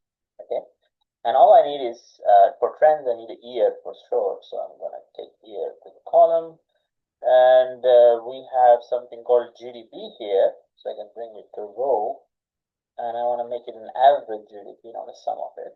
Okay, so this is how you see the trend line. It's not a line, but it's like a trend. You can see for the path, you can say, and it has GDP, average GDP per year, you can see. But I can make it more interesting by bringing country name to color, so I can see my different countries, how they are doing. So you can change the colors if you want. Come to edit colors and choose whatever you like. For the colors, I want to go with winter colors. Apply to palette. Okay, so you can see, try to use same coloring format for all the visuals, so that when you go to dashboard, there is a very nice fluency of the presentation and the colors and the charts together, so it can make it more professional as well. So this is a basic visualization of the GDP trends for different countries, but you can still apply some filters here if you want, like year filter, to see how the years are applying and changes. You apply the year, then click on show filters, so you can choose as a slider here for specific years that you want, let's say Afghanistan specifically, or India specifically, anything. So you can choose the filter according to that.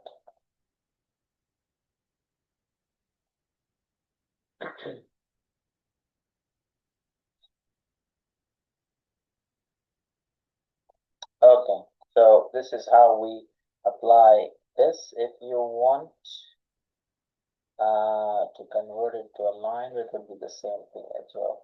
Now, if you want to add a trend line as an additional thing for the trends, you can go to analytics here because it's also a line chart. So you'll find a trend line here, which is a bit of kind of a basic machine learning to give you where the GDP would be in the future based on the data here that can give you like projections for years. So I'm going to bring trend line and drop it here for the linear. Okay, and now if I go to, you see it's like a bit dotted. So what I can do is I can format these to make it look trend lines a straight line instead of, or you want to do it like this with different coloring if you want. Okay, so that's how you can change. Now the trend line, you can annotate them as well, but instead of annotating them, you bring your mouse here and for every GDP, you can get the trend line. So if you're familiar with trend line, how to see it, it's also called linear regression because it shows line form, linear relationship. So it will have R squared value and a P value if you are moving towards hypothesis testing or anything. And the equation would be the average GDP is dependent on negative 4004 times year plus a very huge long value as a coefficient for you. So you can say it's a negative relationship between the GDP and the year. This is for which country? Let me choose a color that is more easy to differentiate based on colors.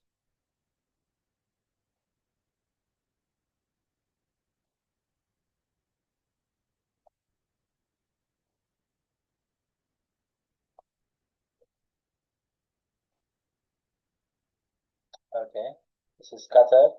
So for Qatar, the GDP is negative actually, but for this is US, the GDP trend line is positive, and these three are very similar actually, Afghanistan, Pakistan, and India.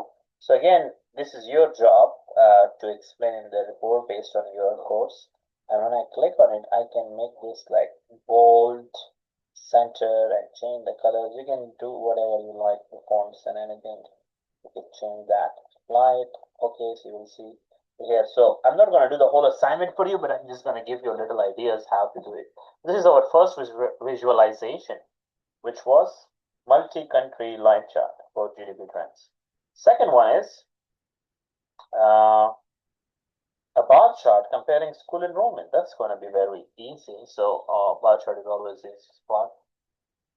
You can rename to enrollment bar.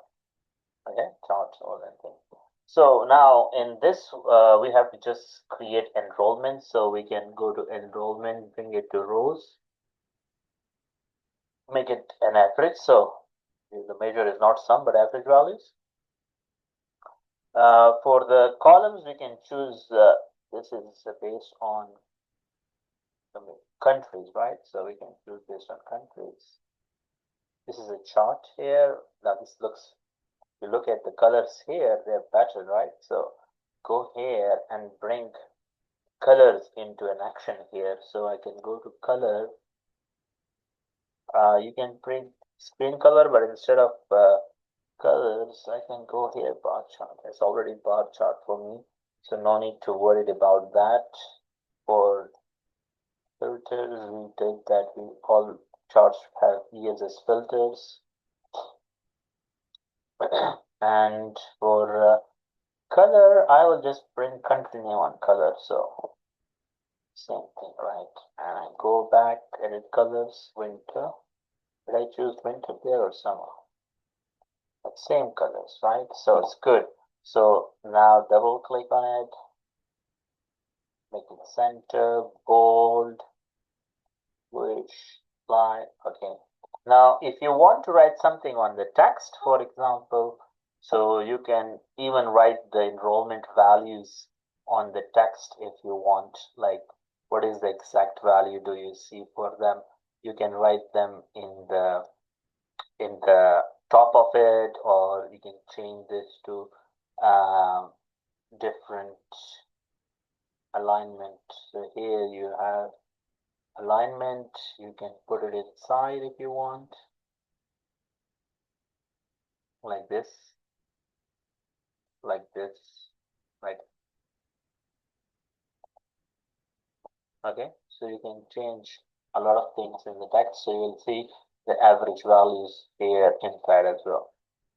So that's something you can do for enrollment, and that's the easiest bar chart you can see. Third one is scatter plot showing GDP versus life, both are numerical. So for this, I'll just call it GDP versus life expectancy. Okay, so for this one, I need to just bring life expectancy that is in the form of life we have. So columns would be the GDP. Okay, you get a scatter plot, but again, it's just basic. So bring details based on countries. So you can play with all 5 countries together. And also bring country to color so you can get different colors for it. Same built for all sheets so that we have no problem in the dashboard. Okay, so again, we need a trend line because it's scatter plot, so we can go for a trend line to get an idea what's happening here. So that's a trend line. So life expectancy, according to GDP, with GDP, it's a positive correlation, and it's not very strongly dependent. Oh, it is strongly dependent because our square is 85% value. So it's actually good. We don't have a correlation coefficient here. We can describe it here, the coefficients as value. So we have a positive relationship here. Okay, so that's a good way if you want to keep on the text label something, some values. You don't need it, but in the tooltip you can explain something if you want. So like the tooltip would have this thing, cut the GDP line. So you can change that by writing anything here as you like. So that's a tooltip example for you. Now for dashboards, it's gonna be just combination of all 3 shades together because I'm going to explain dashboard in next week how to make a professional dashboards, and that's going to be your second assignment. This first assignment is basically on these visuals as well. So for dashboards, you can go here. The second last option is called new dashboard. And once you come to dashboard, first thing is always to change the size of it to make it automatic. And show dashboard title, you can find at the bottom. We need to rename it. So again, this assignment is looking at world development indicators. So you can write anything, world development indicator, or let's see, explorer, anything like that. Double click on it, same thing as we did in the other ones, bold, bluish, apply, okay. We didn't do this one, so we can do the middle one as well. Okay. All right. And how to get the sheets here? Just on the sheets here, just click on all 3 together. Number 1, number 2, number 3. So you will get all of them sheets here. Now this until here, your assignment 1 looks perfect, but again, you have to follow rubric to maximize your page. So if you want to see how the dashboard look like, it's not like professionally well established yet with different things we can do in dashboards, but still you can see the dashboard by applying some filters, and you can change the values for yourself. So that's it for the course on research methods MSPPE, and I'll move on to the next course now, which is welfare of family and children.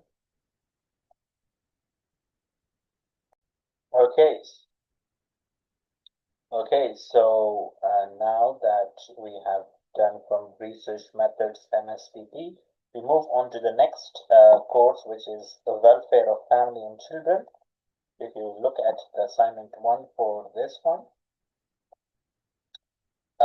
in this example, we have to use, in this assignment of this course, we have to use UNICEF global databases. So if you have difficulty getting the exact data you need, so you can just download it from Microsoft Teams, because I have exported the data well by cleaning them and exporting them to my computer, and then you can just upload it. I upload it to Teams, so you can get it from there. In this sheet, you have to visualize three things: a world map showing under 5 mortality rates, a line chart, and a calculated field comparing male-female enrollment gaps. So I will be helping you with these things, but again, I'm not going to do it perfectly, so you have to read the rubric and how to maximize your grade on it. We will apply some filters and then interactive dashboard as well. So let's go. This is the previous one, so I'll just close it and create a new one for this course. Again, this course is welfare of family and children, so I have to locate the data for this one. It's data lost code 7. The data is in Excel workbook again, so I have to go to Excel and code 7 data. Okay, I'm going to use the clean data because I have did a bit of analysis there on the data, so you can see clean data. And the assignment says select at least 10 countries. So I have chose 10 countries already. If you want to change these 10 countries, you have to follow the whole step I applied in the first part of this video section 4. Okay, let's jump to our analysis quickly. So we need a world map showing under 5 mortality rate, line chart, and calculated field. So the first is the world map. So world map is gonna be easy.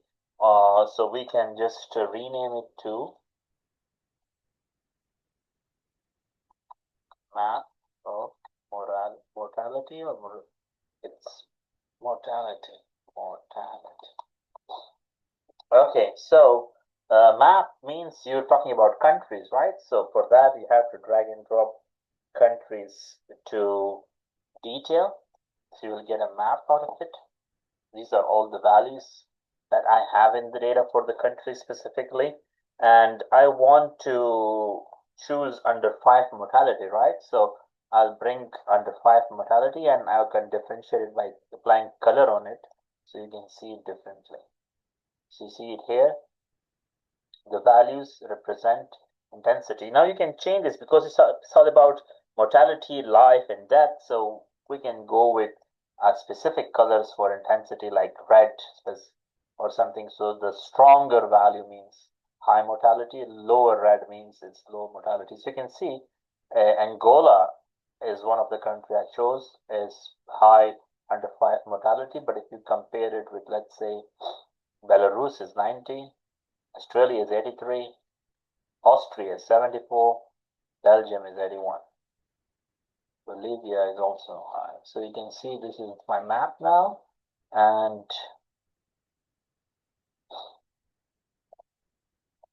if you want to search something or anything like that, you can do that. Now this map is based on the data that I have. So if I go back to my data source, I have Afghanistan, Nigeria, Albania. I just chose the first 10 countries that showed up in the data and exported those as well. So that's why you will see map mortality. You can do different things here, like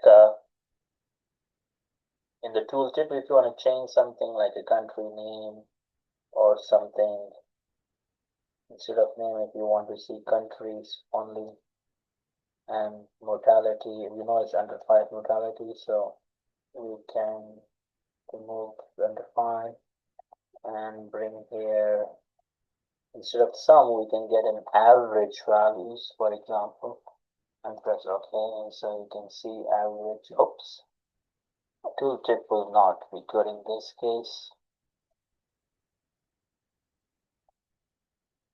because we don't have average values. We can change average values.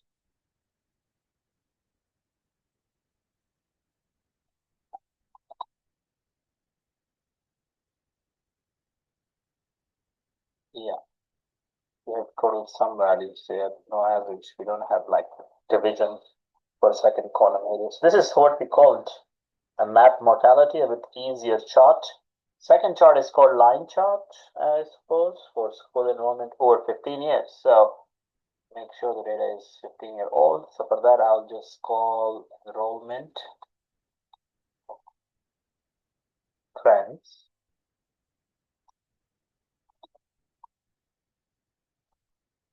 Okay, and I need year for sure because it's trends, and I need enrollment. So here I have two, male and female enrollment, right?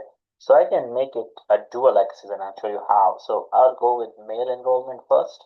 So I can get a nice trend of male enrollment for these years. And I can also get a female enrollment here. And that will look quite nice as well. So how can I make them together as an dual axis? First, make it an average. So we can change this to average enrollment per year and average. And now to make it a dual axis as a like one graph together, I can click here and there's an option called dual axis, so it can make it merge together, and that will be a nice way to compare them together. Let's go here and change this little for alignment so that you can apply this in your assignments as well. It's always good to change it.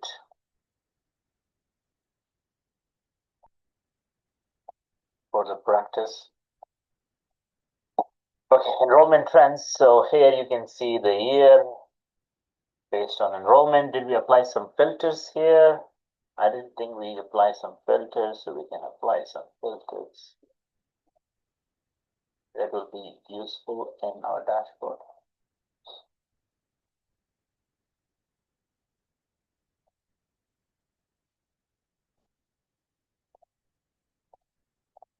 Okay, so this is enrollment trends. Now it's trends, so we need to have a trend line to see where are we going in future. So we can come back and explain this in the previous assignment in this video. So you can look at the products or trend line. I can bring it here, and you can see I have a positive correlation for male and female enrollment trends based on years. So that's doing good, but you can change it based on any country specifically. Whoops, look at that. For Afghanistan specifically, male enrollment is okay 2.67 times year, but for female it's 2.32. So it's still going positive, and the female one is like going very rapidly up. So the slope is up. So trend line uses the linear equation and linear regression. So if you're familiar with that, that will make a good sense. And you can also describe trend line, so you'll see the details, and that will be helpful in your report writing for this assignment to describe it. So again, this is a bit of analytics, machine learning, basic machine learning, and Tableau visualization. So let's move on to the third sheet, which will need a calculated field, comparing male and female groups. So that actually talks about enrollment gap. We don't have that column. We have just male and female separately.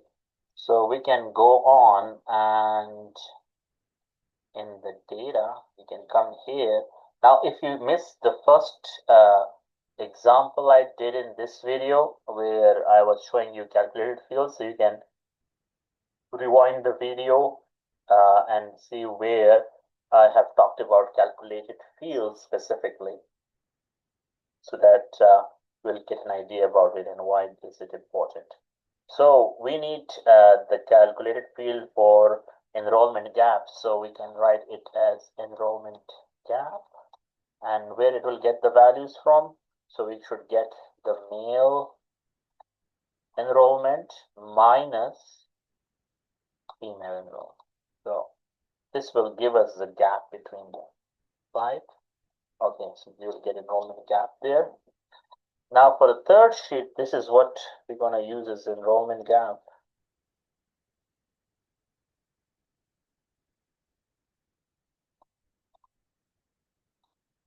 Okay, so in enrollment gap, what we're going to do is based on country. So I'm going to bring country name to column and enrollment gap average to the rows. So bring it to row with an average value for gap between positive and negative. Some not negative value as well, the gap. Wow. So it's more female, like in Algeria, you can see there's more female enrollment than male. In Bangladesh as well. Wow.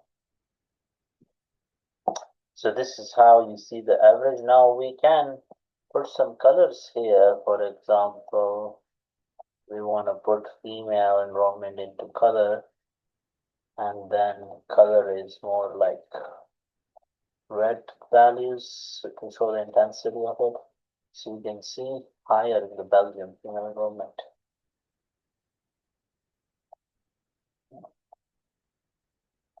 Okay, so this is how you can see. You want actually you can change the color if you want. For girls, you can choose different colors as you like. Make it green specifically.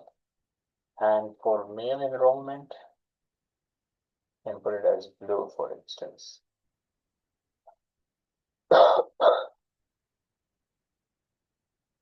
So yeah, that's how you can do.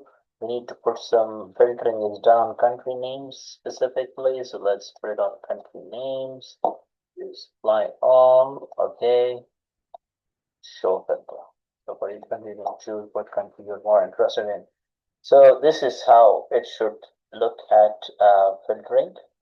Now, if you want some values for this, so in the label part, you can show exact values for it. If you're interested about it to see the value specifically, and it will show you for you. And you can change those based on the format, text, if you don't want to see it. If you want to see it and where you want to see it, inside, but then you don't have enough bars and pins, so make it automatic.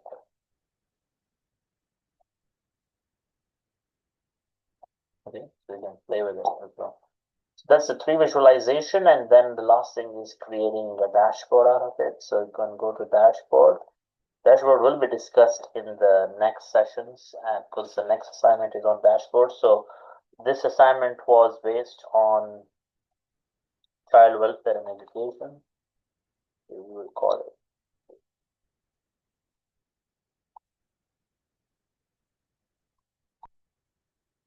Did I change enrollment tab? No. So I can align it, bold it, make it blue so they can follow the same pattern. Make sure the coloring theme is same so you can follow the same coloring. It's good for the fluency of the chart visualization. So first thing in the dashboard is to change the size from make it automatic so you can cover majority of your screen on the screen on your device. And here you will find show this dashboard title. So click on it, you'll get the dashboard. So this is our dashboard. You can follow the same alignment, same bold, same color as the sheets. That will be good for us. I'm not going to go in full details of how to make the dashboard professional because it's our next assignment, but just for the sake of this assignment, I'm just giving you a brief idea. So how to bring the sheets here, the charts you have created, just double click on all three of them and you will get that here. So based on all countries, one country, you can choose. This is the data about Afghanistan, specifically enrollment gap and everything.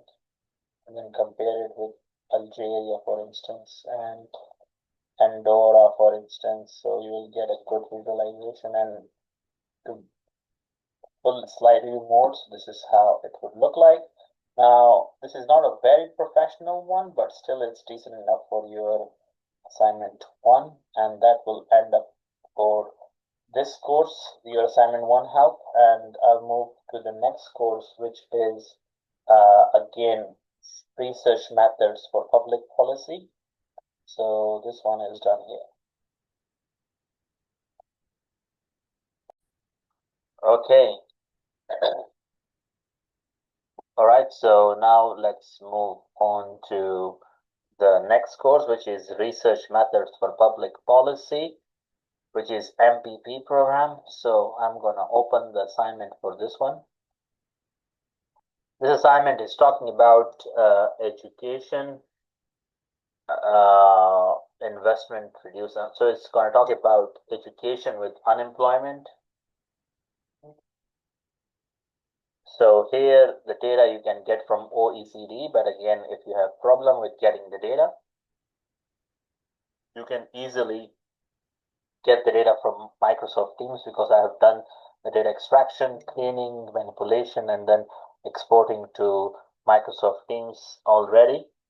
So you will have no problem with that part. So in this assignment, you are going to create a hypothesis for your relationships. You can choose two different columns of data. For instance, I have chosen higher education spending and youth unemployment already.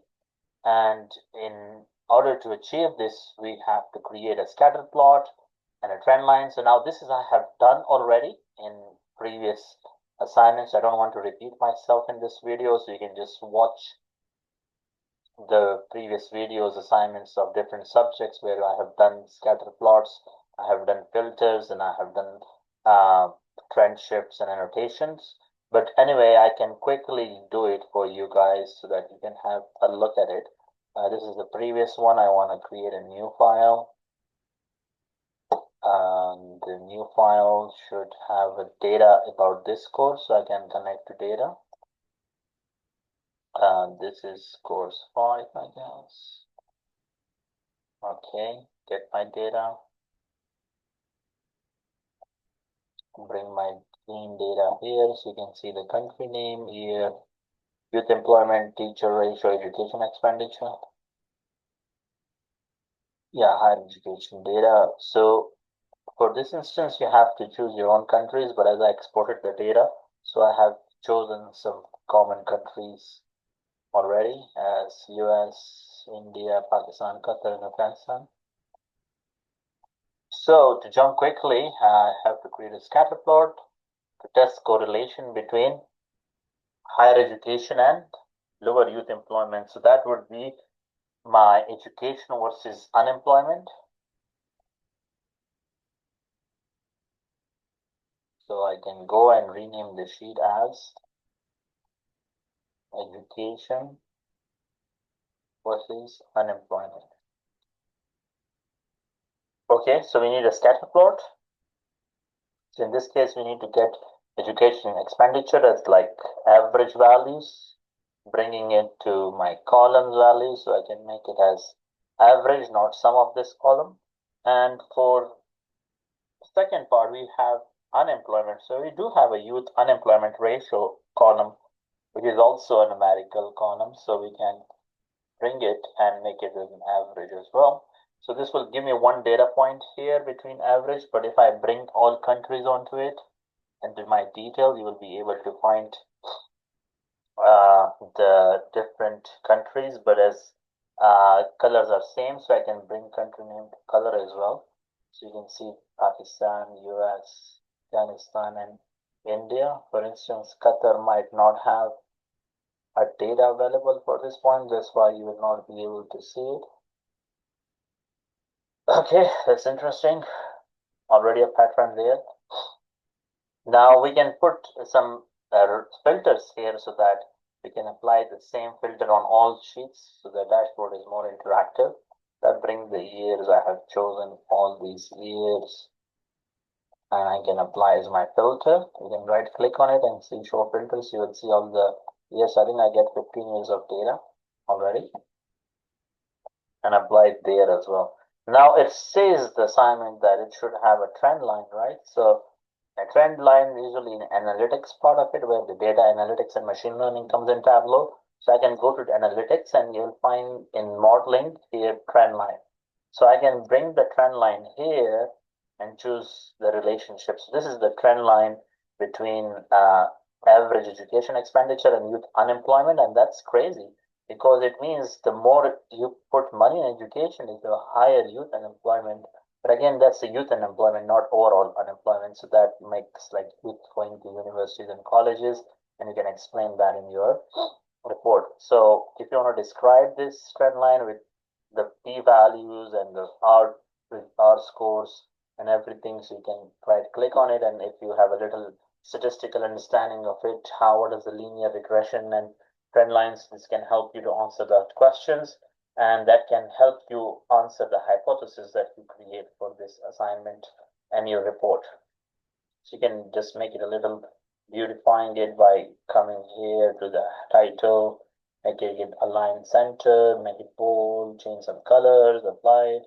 So this is something you can do with it, right? So this is some base. I'm not going to do the whole assignment here, but I'm giving you an overview of how to approach the assignment one here. Second thing is filters by region and annotation. That's something easier. So for filtering, what I can do is I can create a new worksheet. Let's say another trend line or something. Okay.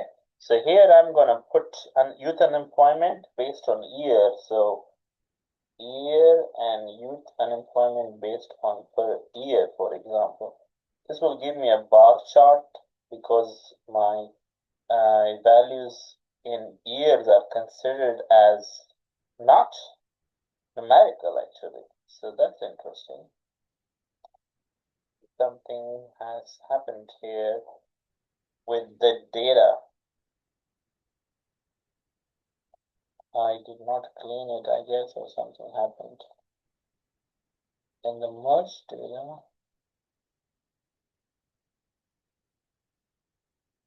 we don't have any common thing there.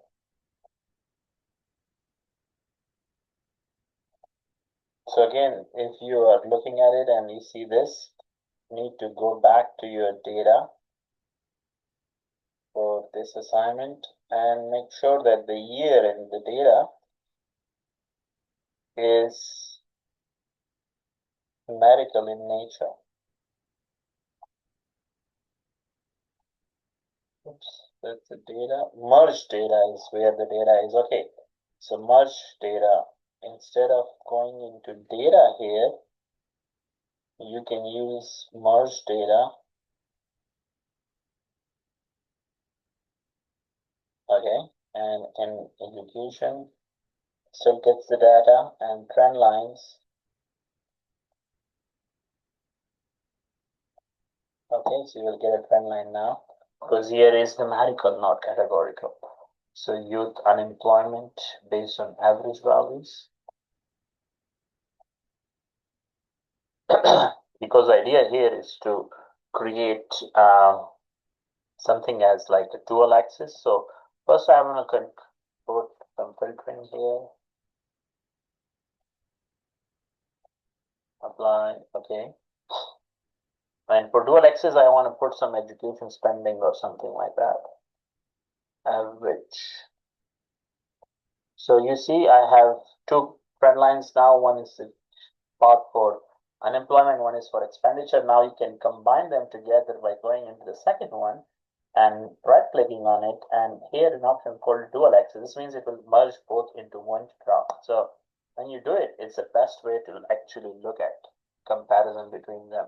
This is a good way to actually see the trend lines by applying some dual axis and some filtering. You can again filter it on here if you want, but that's it. And if you want to annotate something like this one, so you can come here, this option, annotate, mark, and then whatever you want to write here, you can write in the text editor and click OK.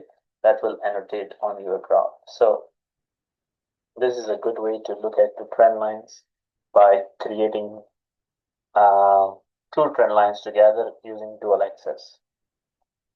The next one is annotation, shift, trend line shift. Okay. So third one, we can actually look at student-teacher ratio, combining it with unemployment if it tells us something like that. So let's call it class size against unemployment if that can tell us something.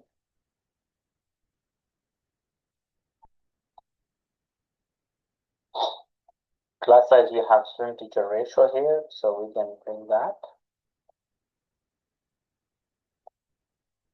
And the other one is youth unemployment, because we're going to compare it.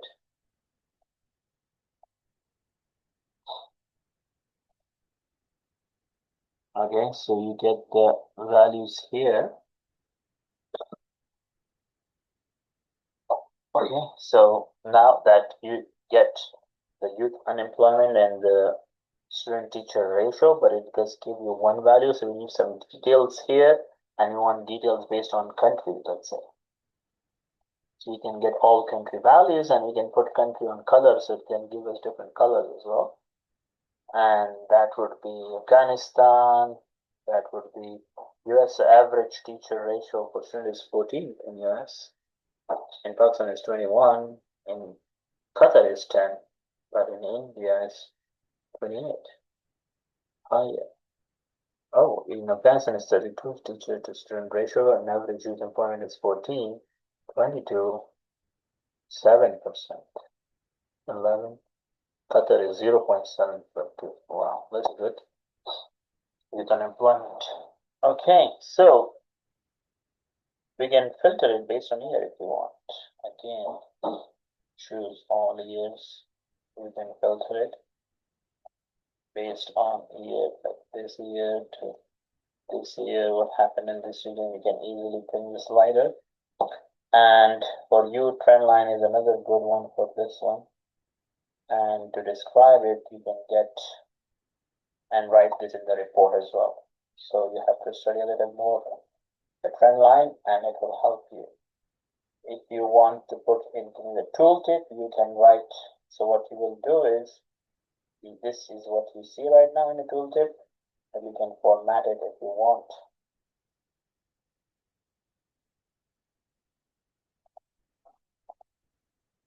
Like that. So you can do a lot of things with it. Something we didn't change as we did in the first sheet. Make it bold, change colors. Just do any kind of visuals you see and make it like coherent in all the sheets. Would be good visuals for the dashboard as well. So we have 3 different sheets now, and all we need to do is just go to dashboard, and our dashboard is about education and jobs. So I'll call it education and jobs. And in dashboard, you can come to size initially and choose it to make it automatic, so you can cover the whole area of your screen. And then here you'll find show dashboard, right? So this will appear here. Apply same changes as you did for all visuals already. Okay, done. And then how to get the graphs here, so you can find 3 sheets you created here on the left side, double click individually, and that will bring you the 3 of them carefully. So you can filter now years easily which option you want to choose. We can apply this to all using all.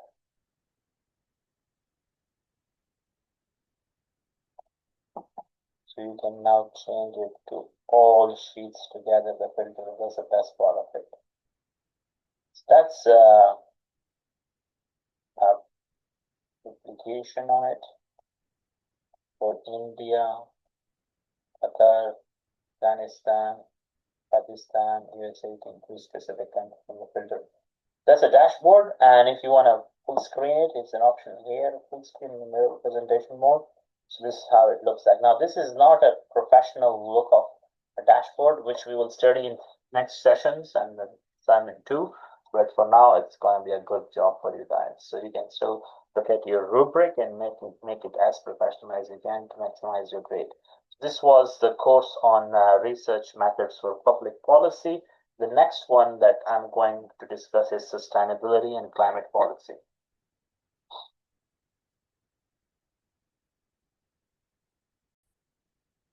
Okay. All right. So the next course is sustainability and climate policy. So I'm gonna go to the assignment here, and it's similar to the previous assignments as well. Here you have to choose the data from the link, but I have already did that part if you don't want to go through the effort of getting it because it needs a lot of time and energy. So I have uploaded on Microsoft Teams the data for this assignment as well. But I have chosen the countries of my choice. If you want to change those countries, you can reach out to me or you can do it on the website directly as well. So here you have to create a dual axis time series chart, a geographical map, and a dashboard with filters and everything. So let's jump into it. Going to dashboard, Tableau, and I'll create new. That was for previous course. So I need to create connect to data. So I have to connect to the data in Excel format.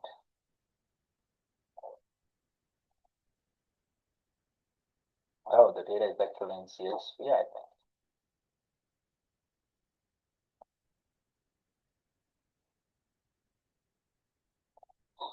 Okay. I got my data, which has countries, years, population, GDP, CO2. Oh, that's about sustainability. So I have a data on CO2, energy consumption, and everything. Excellent. So let's jump to our assignment. I need to create dual axis time series chart and geographical because you have to compare CO2 emissions per capita and renewable energy and total consumption. Okay. So let's jump to the first sheet and let's call it CO2 versus renewable plants.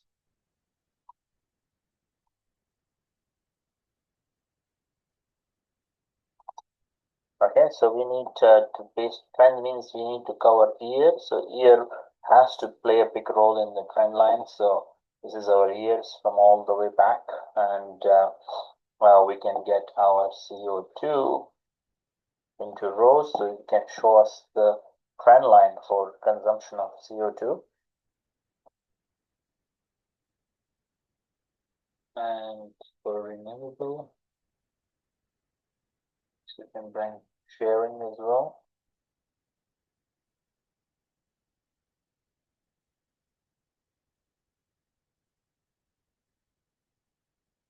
Because it shows how much they share with others. So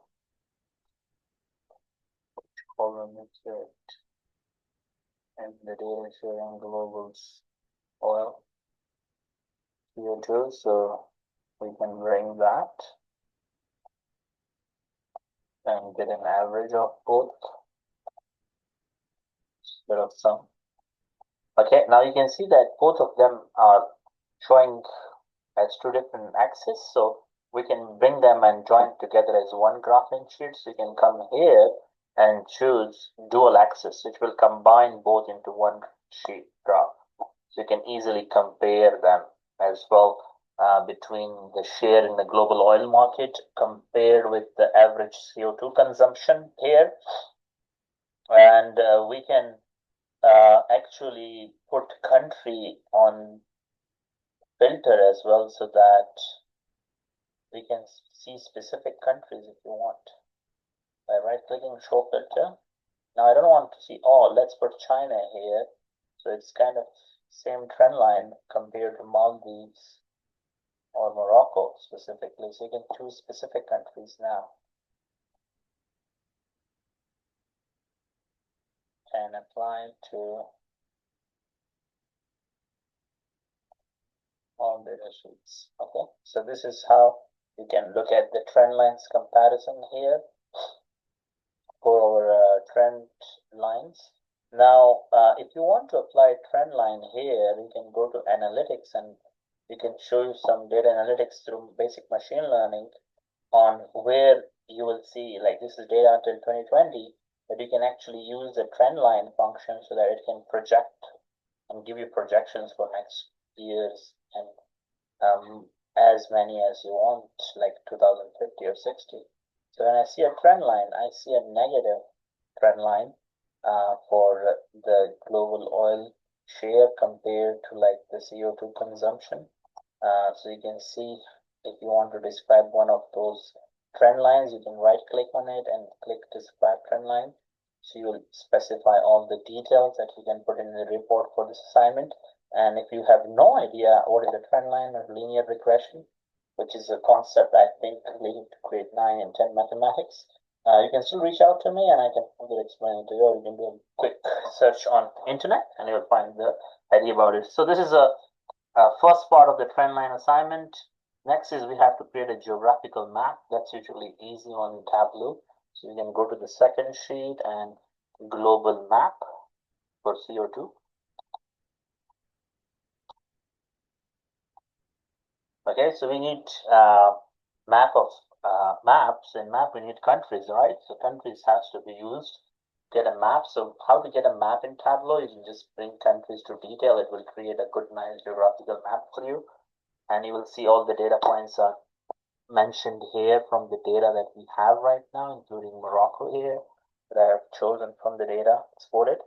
So now we can color the CO2 average consumption. Okay, so this is the average consumption of this is some, no, let's say average consumption. In if I put color, I can choose my own color. So let's put red color so that intensity is represented by the darker color. So you can see the darker the color is the higher consumption you will find for each country. So if you find Kuwait has an average CO2 consumption of 48, for Qatar it's 32, but for China it's 2,329, and similarly for Afghanistan it's just 3 average consumption of CO2. So the lighter color means low values. This is how you can get a nice geographical map for average CO2 consumption. Now just put some alignment, make it look a little better by changing the headers. You can do a lot of graphics here if you want to change how the maps and how the sheets will look like. You can also filter it based on here if you want. So you can see specific years for the filters as well. By showing filter, right click, show filter. You can also do more customization by clicking on tool tips, so you can change it. Like for example, I want to remove this plot and this plot. Right here has an average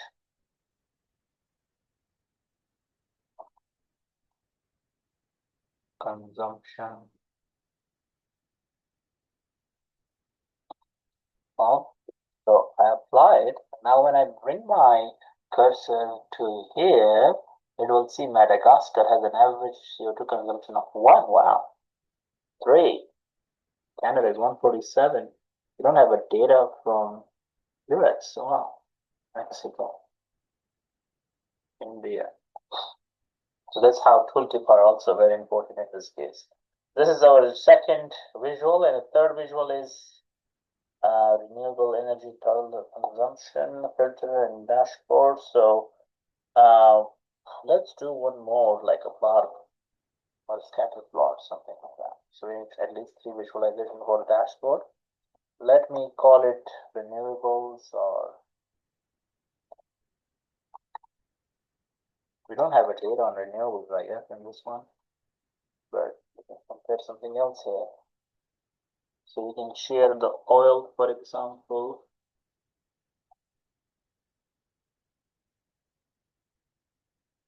How much they share and how much they use, I guess. Let's check that.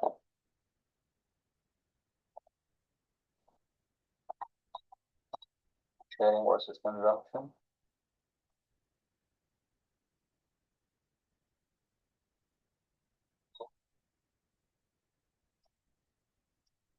Okay, so for that, I can bring sharing and consumptions, make an average values all the time, or CO2 consumption. Now this will give you one, but if you choose it based on countries or details or something like that, it will give you all the values. I can also put countries on color. I get different colors as well.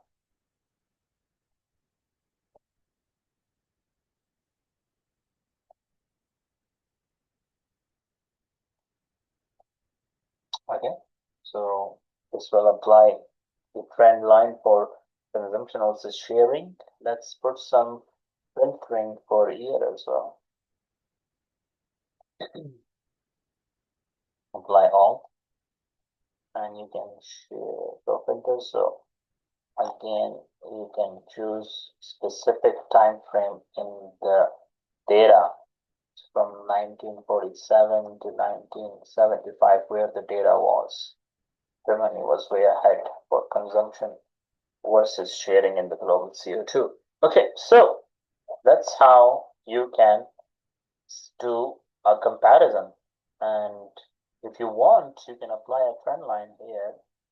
So it can show you that's a positive correlation. So this trend line is going up and up. So you can format them, describe it, do a lot of things with it.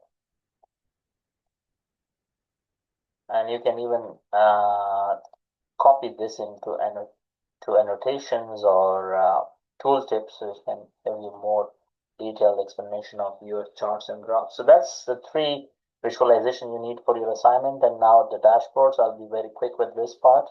Cannot complete all. So the dashboard, you can call it anything, let's say climate and energy consumption or something.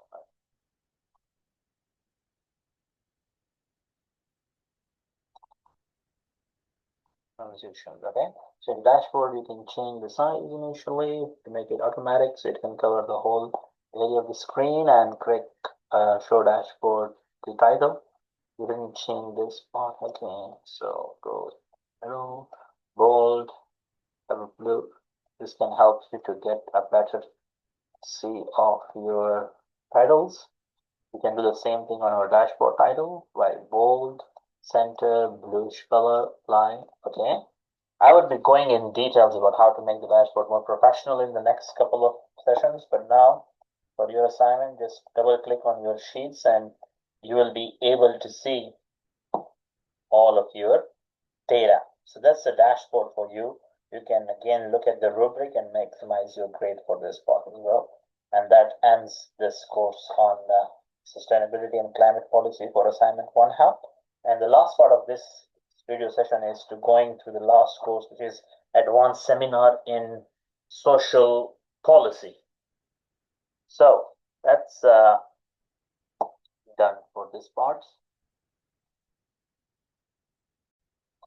All right, so let's move on to the last course of assignment 1 help. So this is an advanced seminar in social policy. That's somehow I missed earlier. And in this assignment, you have to create stories, Tableau stories actually, with historical inequality trends, affordability indicators, correlation plot with filters, and you have to compare countries using Gini index, income inequality, and housing cost of overburden. So in the end, you have a Tableau dashboard with pre-visualization. So let's look at the data. This is the data for course 2. So I already exported the data and cleaned and extracted everything, cleaned it. purified it. So this is our data with the country name, years, Gini index, and household value. So let's go on to Tableau and use this data. So you can export this data from Microsoft Teams. Okay, so let's go to Excel, session 2, data set, and get it. So you'll find the cleaned sheet for this data. So double click on it and you'll get the data for country, year, and household and Gini index. This data is very brief and this assignment is very brief here. So it will be a rather quick assignment help here. So we need to show in this assignment some trend lines to show the comparison of Gini index over time or something, and household by overburden rate actually. Yeah, so we can do some bar charts on that one, and then we can see both of them comparing to scatter plots or something like that, which will be correlation plot and a dashboard quickly. So let's jump into it. So the first one we can go on is the Gini index comparison, right? So just comparison of Gini, so we can call it, it's also called Gini, by the way, so there's two names for it in statistics. So Gini over time, so we need year because time is involved, so we can bring time here, and we can bring some country into detail as well.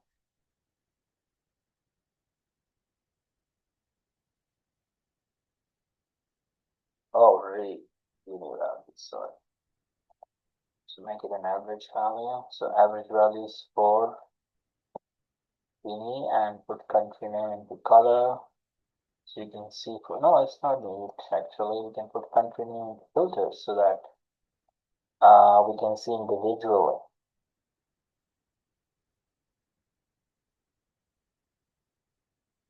So for color, we can change to something like. So now let's look at our country. So you can specifically choose which country you want, like Bangladesh. Add some values here for Gini index for Azerbaijan. I have chosen very few countries. Again, if you wanted to interested in more data on countries, you can follow the same steps that explained earlier in the beginning of this session 4 video to follow up on how to export the data and then do the data manipulation on Power Pivot and Power Query and CSV and Excel files. So this is a Gini trend line, and if you want to get a bit of analytics here, I want to bring analytics of trend line to see where it will go in long term. So when I click on it, so it's giving me actually negative relationship because a Gini index is inversely proportional to year with 150 as our y-intercept. So it's not a really strong relationship between year and Gini over time. So you can explain that relationship in your reports for this assignment. So this is how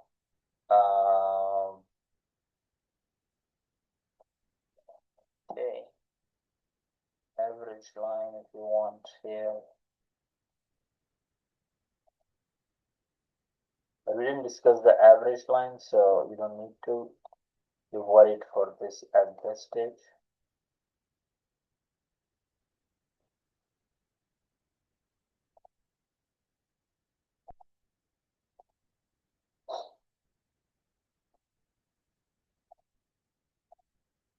You don't need to get an average line if you haven't used it.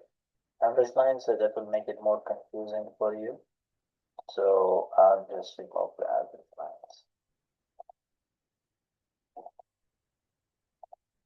Okay, the trend line is there. If you want to change the trend line, you can format it. So this is Gini over time, a basic explanation. Let's move to the next sheet, which is related to overburden rate. So we can call it a bar chart for overburden by country.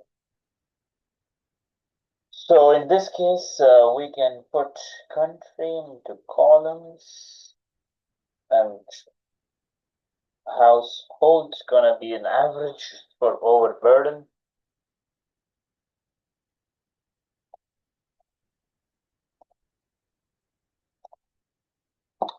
Okay, so for coloring, we can put color, depending on colors as well. So we have not much data on the current countries I have chosen for this data. So that could be a problem here. But again, you can apply some filtering on the year so that you can see for specific time frame if we have more data on it. It's mostly Argentina, Armenia, and Bangladesh have a data of household burden rates. So this is the second column, the second sheet. You can make some changes if you like, personalize this headings and titles.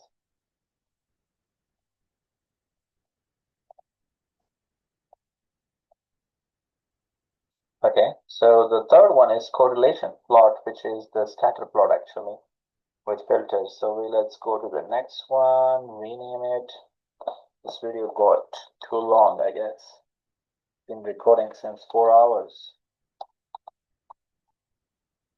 Okay, the correlation plot will have households and Gini values for me in this case. So Gini will go to columns with an average values. And for the rows in my data observations, we can go with the household values and make it an average.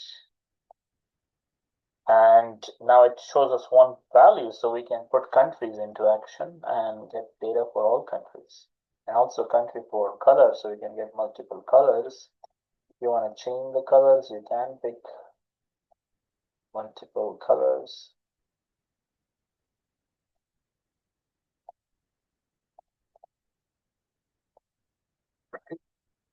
And the colors will get here.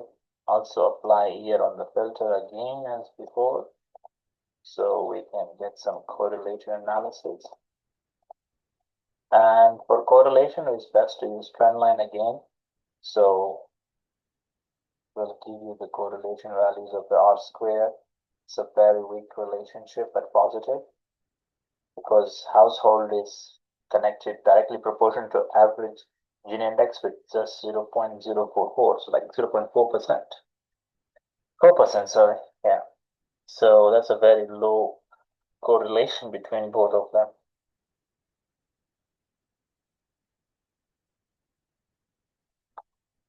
So for tooltip, you can change few things if you like country name,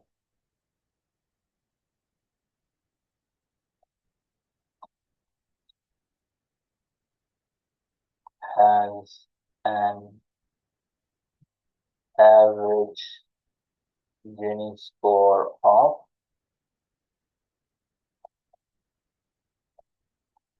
and average household cost as. So that will change the tooltip a little, but you can further change it if you want. Make it something lighter, italic. Okay, that would be good enough, or make it more smaller. So when I bring it here, you'll see Argentina has an average Gini score of 43.16 and average household cost is 41.29. So that's how you can apply some different components of it. The last part is the dashboard. So I'm not going to go into full details because there's a whole sessions on dashboard left. So income, just a basic dashboard, income and housing.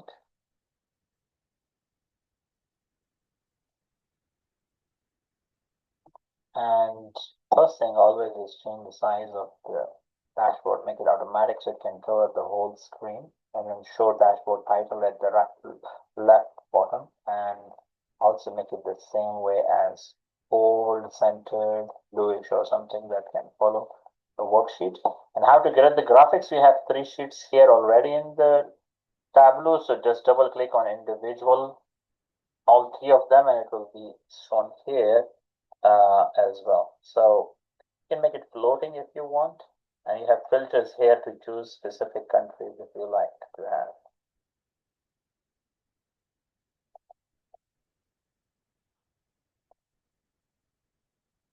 You can apply to all data sources. You can change with one filter all 3 sheets. That's a good way.